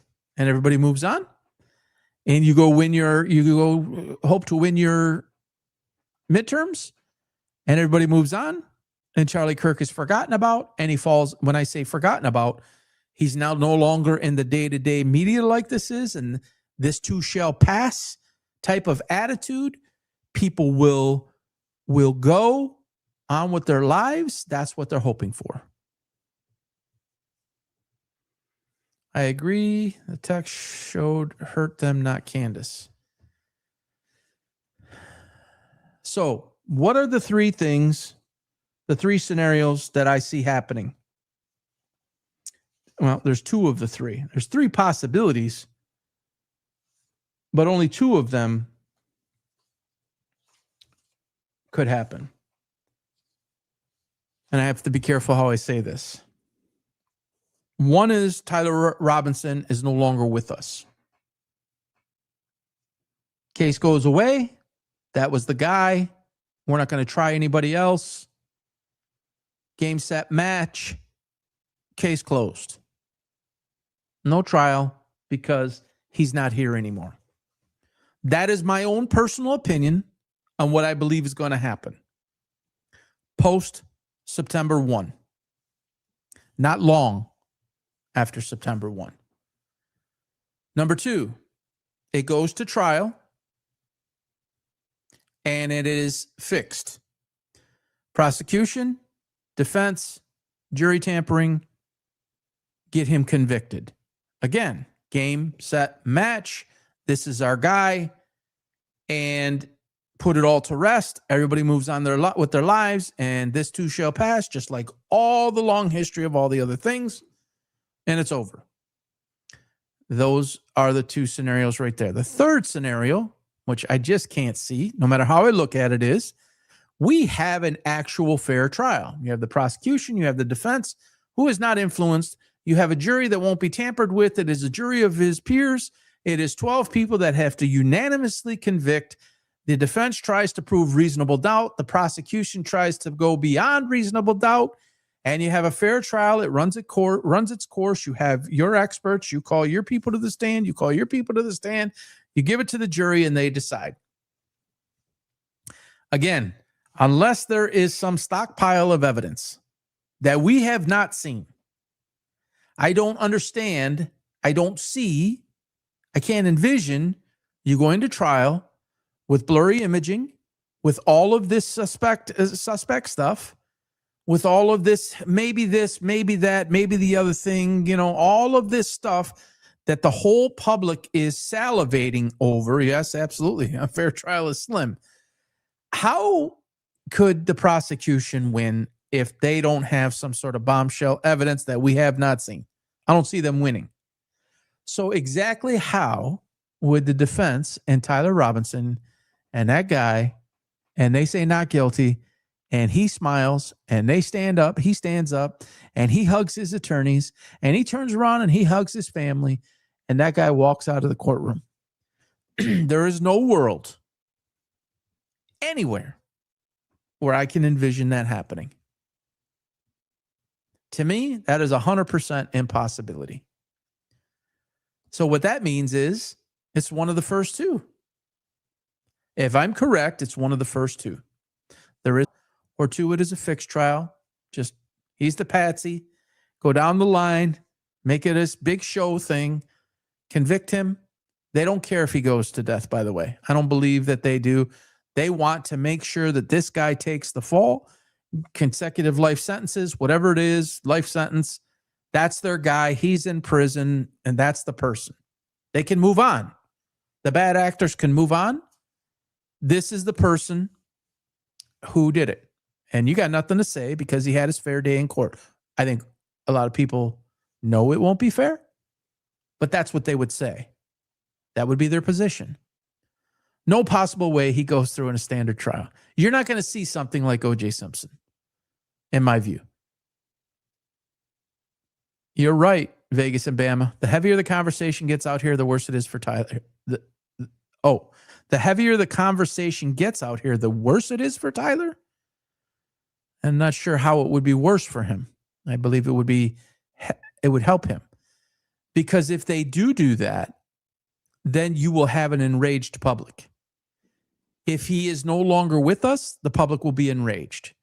If they convict him unfairly, the public will be enraged. The public's enraged, and we're not even there yet. And I think they underestimated that. If I'm being totally honest, I do not think that the rally around, which is why they are attacking Candace nonstop 24/7, and this woman can take it.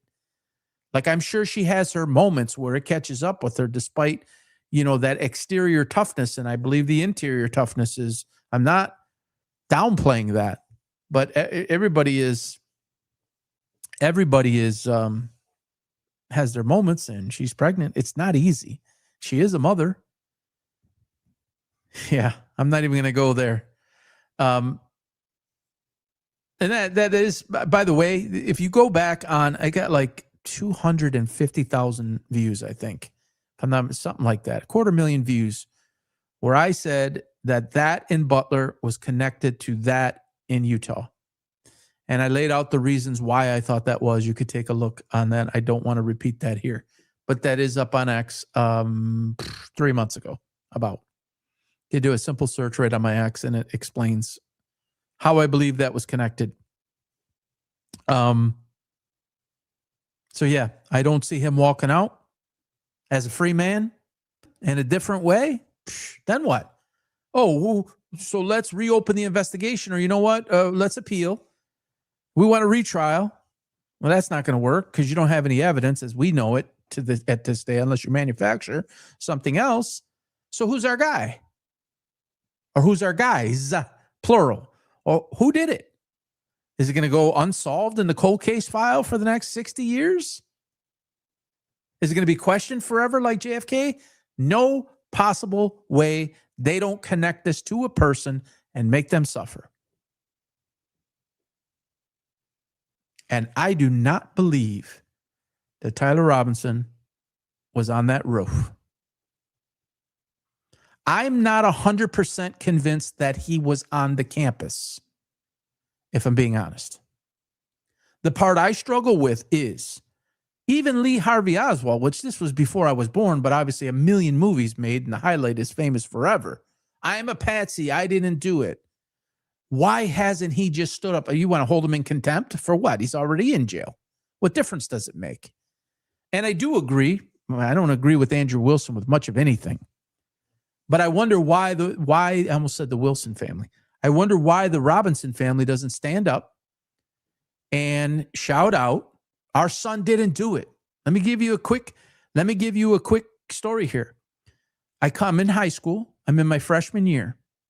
I'm riding home with my cousins who we go to school together. They're 2 years older than me. They're juniors. I'm a freshman. We pull up into the driveway. We go into the house. A couple of our cousins are there, and they say, Paul Michael is dead. That is a cousin of mine. 31 years old. I'm not making it up. He was 31 years old. His career was flourishing. He just opened up a bar on 7 Mile in Gratiot. It's just south of 8 Mile. If you were here in the beginning of the show, he was killed by a drunk driver on a side street. He had a Ford Bronco. The door unlatched itself. He flew out of the car, and he hit a stop sign. His body hit a stop sign. Died instantaneously. The person was legally intoxicated. We were in the courtroom. We all missed school, all of us cousins, and I'm one of 30. all the aunts, all the uncles, my grandmother, and they were going to let this guy walk. And he actually walked out that day. And my grandmother stood up. We're in the seated area. She stands up. I don't remember what she yelled, but the judge, bam, bam, you're to sit down. I'll hold you in contempt. 100% Italian, my grandma. She says something else in English. She could speak full English. Could speak Italian, but speak full English. Goes on again. Arrest that woman. Fortunately, the family knew a very powerful attorney who were related to, who knew the judge, got my grandma off. She was 70, about 77, 78 at the time. Look, she's older, and that's her, our daughter's son. And this is a hard time and tragically lost. Anyways, they didn't do anything to my grandma. Now, the Robinson mom and dad are not that age. You would think if it was my son, this is where I agree with Andrew Wilson. Are you going to throw me in the clink for the night? If I didn't believe that my son or my daughter, for that matter, and I don't have either, I don't have any children, but if it was my child, what is he, 21, 22, 23, whatever he is, I don't care what the age was. If I knew my son didn't do it, it had nothing to do with it, or let's just say my son had nothing to do with it, I'm standing up, I'm getting up on the chair, and I'm screaming, you throw me in jail, but I'm making my point. I'm making my case. I wonder why that hasn't happened. I wonder why Tyler Robinson himself hasn't done that. When I think about this, I think that there's a reason why they wouldn't do that. And most people would say, well, they don't do that because they're guilty. That's what that side has said. He can't say it because he's involved. Or can he not say it because he's been threatened? Can he not say it because at some point in his life, he did something wrong and they got a hold of him? And they said, do this or else. Now, what would you have to do to get that to happen? Because this happens every day. They become confidential informants. They're criminally vulnerable. And or they have a criminal history, or they're convicted. I'm not saying this guy. People, they're convicted felon. They could go back to prison. I don't want to go back to prison, so they turn them. They become an informant, and then they do what the authorities want in exchange for not going to prison, a reduced sentence, whatever it may be. What could he have done in his lifetime that would create him to be positioned what we think is a patsy, they think is guilty, and he's on trial to go to prison for the rest of his life, and a death penalty is on the table for the aggravated murder charge? That's the part I can't get. I can't get to it. But do I believe that guy woke up one morning and decided I want to take his life when I have no political affiliation? I have nothing against the guy. I have nothing against Donald Trump. I have no political conversation. Nothing whatsoever. In fact, I'm doing good in my life. In fact, I was at an orientation. I'm trying to better my life. I'm going to throw it all away on one day. Now, people do snap. It's not like this has never happened. Okay? But no indications that we are aware of. In my own personal opinion, I think that Lance Twiggs might be an asset. And Lance Twiggs might have infiltrated his life and may have got him involved in something to where he has some involvement, whether he was on campus or not, and he's become the fall guy. There's always got to be a fall guy. Why, however, would Tyler Robinson say to Lance Twiggs, make sure to plead the fifth? As if he cares about him. If he sets you up, why would you care about him? Why would you suggest that? Why should you plead the fifth? Plead the fifth if you have evidence against me, but you're going to plead the fifth. If you set me up, I'm not going to tell you to plead the fifth. I'm going to tell you, admit what you did, and I'm here because of you. That's pretty crazy to me. And they're running with it.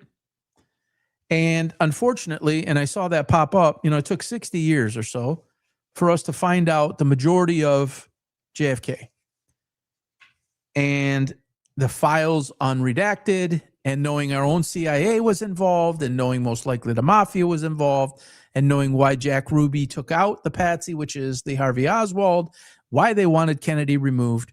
And I compare the two very, very similarly. JFK was making, and I'm no historian on JFK, but I've watched enough and studied enough to know that where he was going in his direction,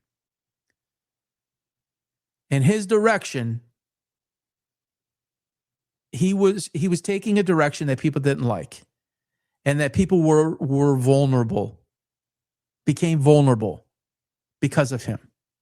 And the public loved him. Whether you were a Republican or a Democrat, I think most people respected JFK. Whether you were a Republican or a Democrat, I think most people respected Charlie Kirk. Like I've said, I've had multiple people reach out to me in the last 4 days, I'd say 4 or 5 days, and say, a couple of them, I didn't know him. Now I do. And this is crazy. Another one, I didn't agree with him, but this is wrong. He was wronged, and I want him to get justice. So you have a man with a position that some people don't agree with, and they didn't want to see the man be eliminated. Are we to fall and be so stupid? Listen, I have handguns. I have the ability to carry a concealed weapon. I'm not a rifle guy. All right. So I don't know a lot about rifles. I know about handguns. Most experts say that from 140 yards, you get zoned up, zoomed in, you get them in your scope. At 140 yards, anybody can pull off that shot. Okay, if you're in the field and you have a target up on a tree, yeah. But if you're in that type of pressure and you've never killed anybody, and you have all these people around, you know there's cameras around, and you got up on some building, your adrenaline is pumping, right? Ever been chased by somebody or been in some sort of trouble and your heart's beating out of your chest? You're going to control all that. Listen to the snipers. Listen to Rob O'Neill. When you need to take a shot like that, and you are not trained for that, and you're going to take somebody out in front of basically 3,000 people with cameras around and eyeballs everywhere, you're going to take and make that shot. One shot. And you're going to take him out right here?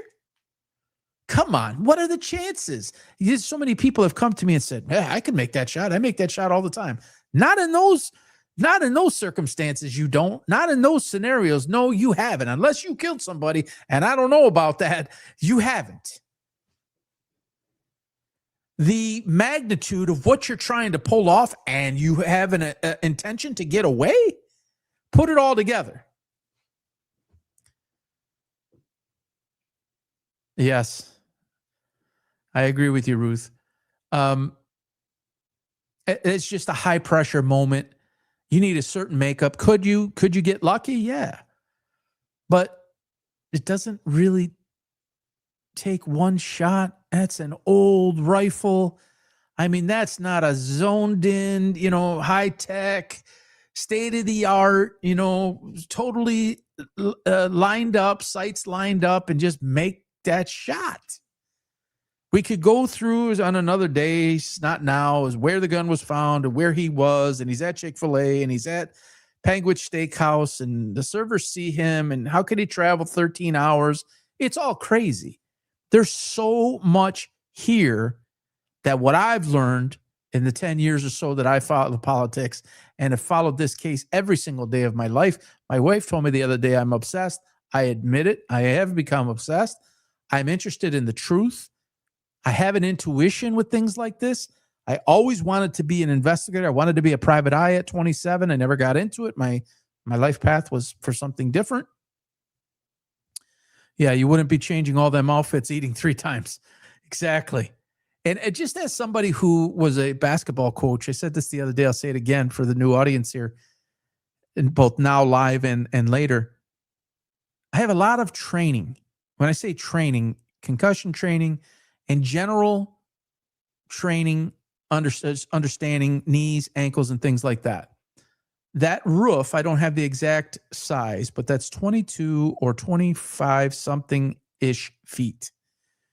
and you're say you're 6 feet tall and you get to the side and you hang over the side for a moment, that's 6 feet reduced from the drop, and your legs have to hit the ground at roughly 18 to 25 feet. And you have to do that without blowing an ACL, MCL, PCL, breaking an ankle. I jumped off my grandma's porch in the 2nd grade, which was basically 6 feet. And when I jumped out, it was kind of, the grass was kind of domed. I broke the 5th metatarsal bone. Yes, I was in the 2nd grade. Body's not developed. Bones are not very strong. He's a 21, 22, whatever he is, year old kid. It can take more abuse, but you cannot just take and make that jump so easily and get on your way. I have believed whoever it is that jumped off that building hurt themselves, and that's why they're limping. I still contend that to this day. The limp you see is an injury. How's that for a rhyme? I do not believe you make that jump unless you are trained in how to break your fall. Yeah. You have to understand how to break your fall and distribute weight in a different area. There is a technique to that. There is a strategy to that. When you see it, I was a basketball coach. When you go flying high in the air, and you're talking about guys that have a 30-inch vertical leap or a 35, 37-inch vertical leap, that's 3 feet. And then you have to come down. And when you come down, there's other people's feet and legs, the ball. There's different things you can land on, and it can end horribly bad. You can land on somebody's foot and you could break or just absolutely tear the ligaments in your ankle. Same thing when you make that jump from that building. So none of it makes sense. I estimate 125 to 150 things are really, really bad. The Tell series, if you haven't seen it, I have 27 of them. I did a video with 23 of them. It's graphic there. I do graphics there because some people are visual, some people are auditory, some people are kinesthetic. Put all three together. You have my voice narrating it. You have the graphic itself, and then you can put that together and have both. I wanted to do that because there's just so much information. There's disinformation, there's misinformation, and then all together, there's just a ton of information. And it's going in all these directions. And people have listed out the inconsistencies or the anomalies. But not a lot of people have indexed it to where you could just actually look and make sense of it with video and narration, go one by one by one by one by one. So I have that up there. It's called 23 Tells. Check that out. They're older now, right? There's some new ones that are still coming out, but Security and Farnsworth and number one is always number one. This is the one, guys. This was number one if you haven't seen it. The number one tell that I had was, if they thought that Candace Owens was full of baloney, they would just block her. They wouldn't listen to her. They wouldn't care about her. Like TPUSA, Blake Sneff, and Andrew the Liar, their full-time job now, it's not PR and producer. It's not the Charlie Kirk show. It's fighting Candace. It is a full op to fight Candace. If you believe she's crazy, Blake called her a vile witch. He's called her some things worse. He calls her a raccoon, and you know why he said that. He says all these horrible things. Why are you wasting your time if she doesn't know what she's talking about? If she's just full of baloney and we're all following her line of thinking, and by the way, for those of you who don't know me, if I didn't agree with Candace Owens, it wouldn't stop me from saying my opinion. I didn't want her to have Andrew Wilson in the house. I was pretty vocal about that and explained the reasons why. I actually reached out to Candace a couple of different ways and told her, in my own personal opinion, as somebody who can generally evaluate things, and this is not like some special thing, but she's in imminent danger right now. And this was about 3.5 weeks ago. Now you have spy planes over your house. The people who are vulnerable here, that have the money, power, and influence, it's a funnel. It's flowing in. If you threaten that, I'm going to stop you. Just like Charlie Kirk, just like JFK, just like MLK. Look at every single person who spoke against the machine. They're all dead. Anybody that was a threat to the machine generally gets eliminated.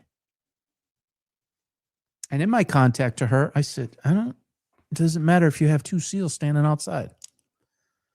They will take them out and they won't even know what was coming. They wouldn't even see it coming. Would not see it. They can get to her. And I believe a lot of people say the biggest mistake they did was to eliminate Charlie Kirk out in the public. And I think you can make an argument for that because it was on video and everybody can draw these conclusions.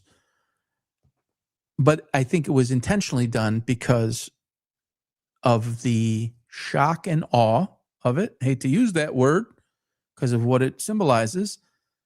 But we can reach out and touch you and take you away anytime we want. It does not matter who you are or where you are. And we're going to show the whole world front and center that we can do that. So the Candace Owenses of the world or the Baron Colemans of the world or whoever it might be, and there are others, fall in line. Shut up.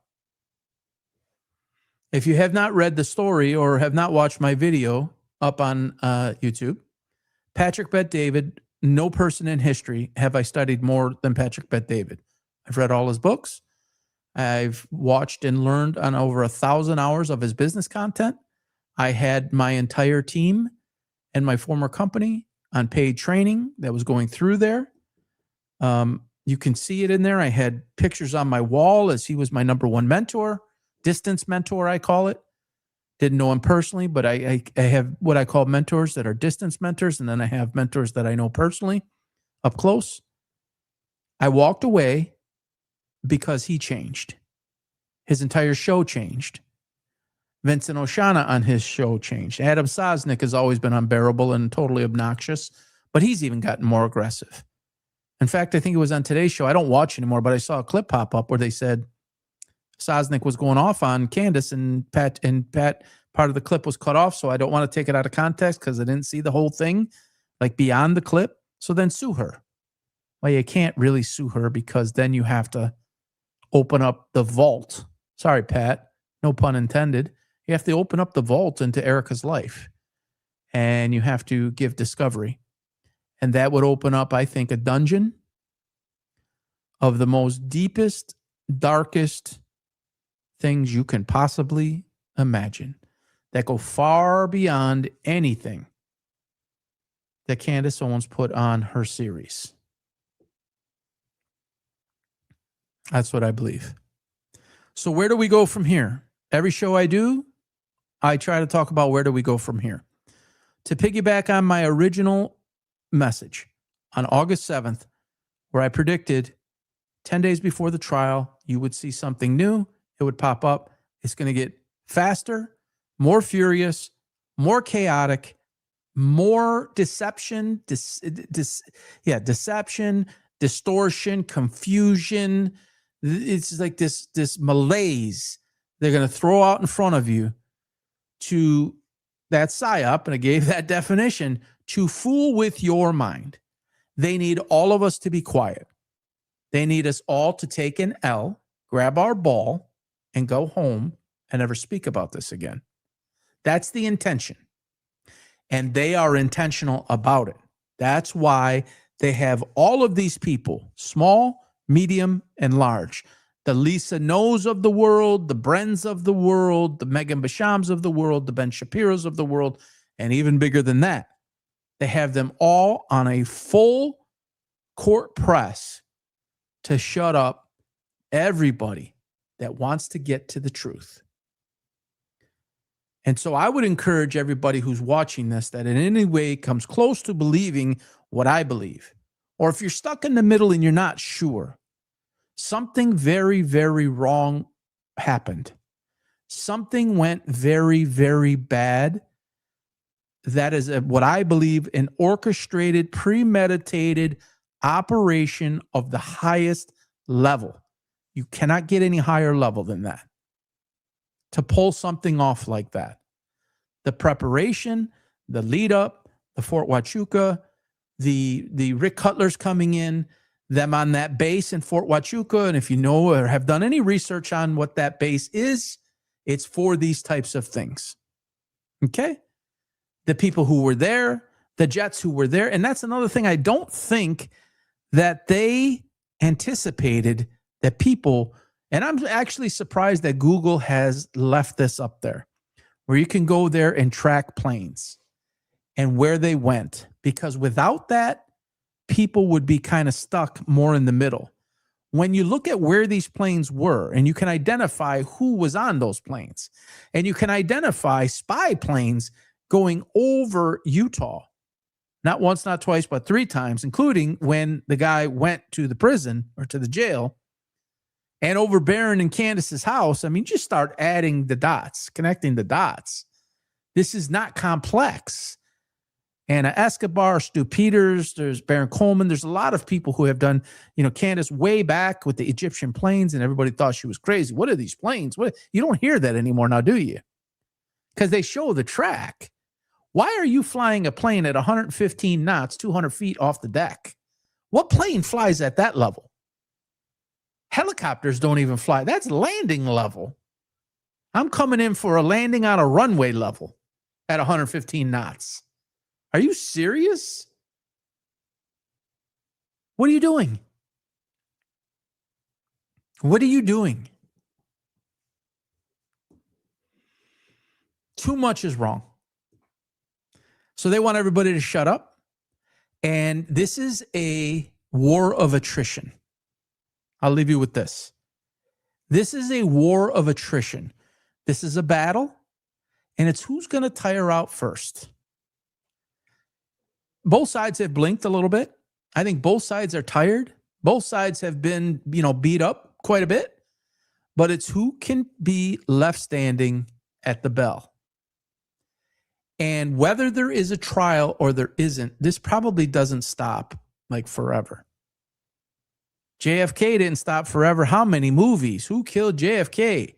Like I said, I'm from Detroit and I'm from Michigan. The Jimmy Hoffa story in Michigan at the Macus Red Fox, was not very far from, places I used to hang out with. Drive by it all the time. I'm not there anymore. I live in Florida, but when I did, that question still remains. It will never go away. People will always wonder what happened to him.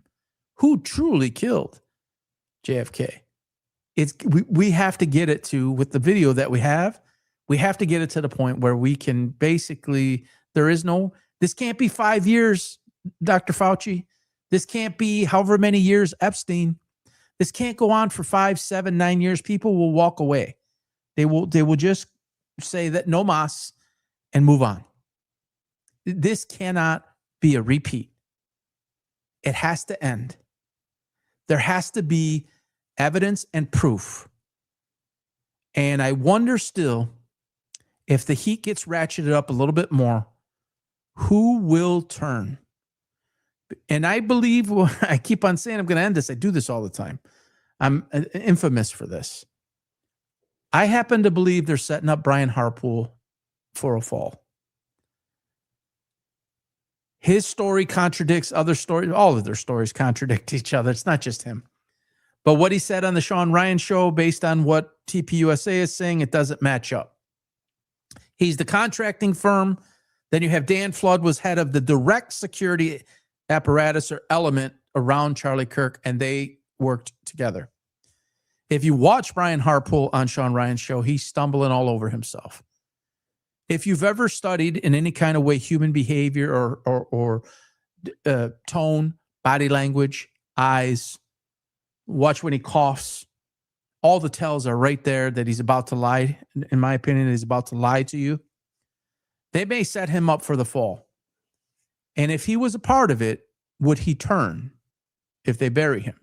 See, these nefarious people, in my opinion, I don't usually like. Yeah, I agree with that too, Ruth. If he knows something, he'll want to free himself of it. If they try to leave him out to dry or try to sue him or try to kind of like pin it all on him, like he's lying and he did this wrong and he's got bad intentions. If he knows something, which if anybody knows something, he has to know, and his actions that day, touching his glasses, It's all there for everybody to see, and touching underneath. And why did he go on Sean Ryan's show basically within 4 months? 3-4 months, something like that, maybe 5 months after. Crazy stuff. I tell my wife this all the time with certain things in life. Things like this, they generally get worse before they get better. Andrew Wilson's on the prowl right now. This is right up his alley. This is who he is and what he is. He's trying to increase his brand. He's the perfect guy in that way to just, he can just take the hits. He's fine with that. When I say take the hits, verbally, the messages, he's already in that space with other stuff. You go on a global program to, quote, debate somebody, and you say 100% of women are retards when you just alienated half of the population of the world. You don't have a care in the world. You don't have a conscience. He wants you to come argue with him. He knows you're going to come argue with him. So this is just par for his course, in my opinion. It'll just continue. While he has had some association with the TPUSA element, he doesn't have the association that Posebiec, Benny Johnson, and Brandon Tatum did. He's from the outside. They needed that. Precisely what I said. You're going to see somebody new because those three guys are burnt out. They're burnt out. They're discredited. They have no value to them anymore. They're done. Done. They ran the first leg, passed the baton to Andrew Wilson. There's going to be somebody else pop up too. Count on it. Bookmark this. Clip it. So, anybody have any questions? Before I go, anybody want to ask a question? If you do, fire away. Even if Tyler were found innocent.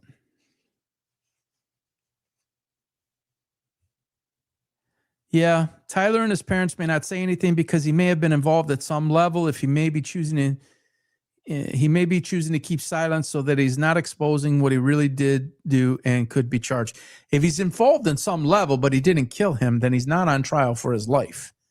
In my opinion, if you were involved in some sort of distraction activity to create a diversion, I don't think that's a life sentence. So if he didn't pull a trigger, he didn't kill anybody, I don't understand why you would stay quiet, even if you had some involvement. I think a person that stays quiet in that case has other reasons to stay quiet, as in, we're going to harm your family. And here I go again. You can see this up on YouTube. I'm not going to get into the whole thing, but there's a part of me that believes that Charlie Kirk was trapped. He was basically in a straitjacket. He may have been given an ultimatum that we will hurt your parents or we will hurt your children. You need to allow this to happen. I have a video up there. You can check it out. I think it's titled that. Did Charlie Kirk allow this to happen? That is a kind of off the beaten path thought process, because if you thought, he always knew he had death threats, but if you thought it was imminent and you believed that the Israel cause had changed, and that meeting in the Hamptons, and Bibi Netanyahu was trying to buy him, and he was going against what the Republicans want, and he was going against what Israel wants, and even the president wants. Yeah, but if your life is in danger, it supersedes a gag order, Bittersweet. And again, I'm not an attorney, but if their lives have been threatened, they can go take on their own counsel, I believe, to protect. I mean, Barron would have to speak on this, or Octavia, who's terrific. I believe if their life is threatened, they have the ability to go tell somebody that. Same way a juror would, same way the prosecution, the lead prosecutor or lead defense. If their life is in danger, they are allowed to go to the authorities. Now, who can you trust in the authorities? I don't know if you can trust anybody. But could they go obtain their own counsel, which they may have, by the way? They may have their own counsel. But if they have been threatened in some way, or other family members have been threatened in some way, I don't think anything stops them legally from coming out and saying that or obtaining their own counsel. So is there a part of that where Charlie knew he was trapped, that he knew they were going to take him out, And he said, "Babe, you going to let this happen, or we're going to harm your children or your parents?" I don't think her. It goes back to what Victor Marx said. They didn't come for you or the kids. They came for Charlie. Who's they? And how do you know who they came for and who they didn't come for? Or if anybody else is in danger? I wonder how you know, Victor Marx. Anybody else have any questions? Going once, going twice, going 3 times. So for those those of you who have joined today, I appreciate you. It's the first live for PB On Point on YouTube. I've done it many times with other things. Thank you, Bittersweet. Hopefully you'll talk to your friends and subscribe. If you would like to buy me a coffee, upper right-hand corner, this is a lot of work I'm taking away from other stuff. My wife is a little bit unhappy with me. If you'd like to buy me a coffee, you can scan that QR code in the upper right-hand corner. If you want to follow me on X, it'd be great to have you there too. I speak daily about it. That is at PB On Point as well. And you guys will be in the know when the next show comes. There'll be more news breaking for sure in the next couple of days. And Candace will be back on Monday. And then the trial preliminary is September 1st. And it's going to get hot and heavy. So again, appreciate you guys for joining. And for those of you that are watching it on record, I appreciate you. Please smash that subscribe button, hit the notifier, and we'll talk to you soon. Everybody have a great night and the rest of the week. Again, thank you for joining. Take care now. Bye-bye.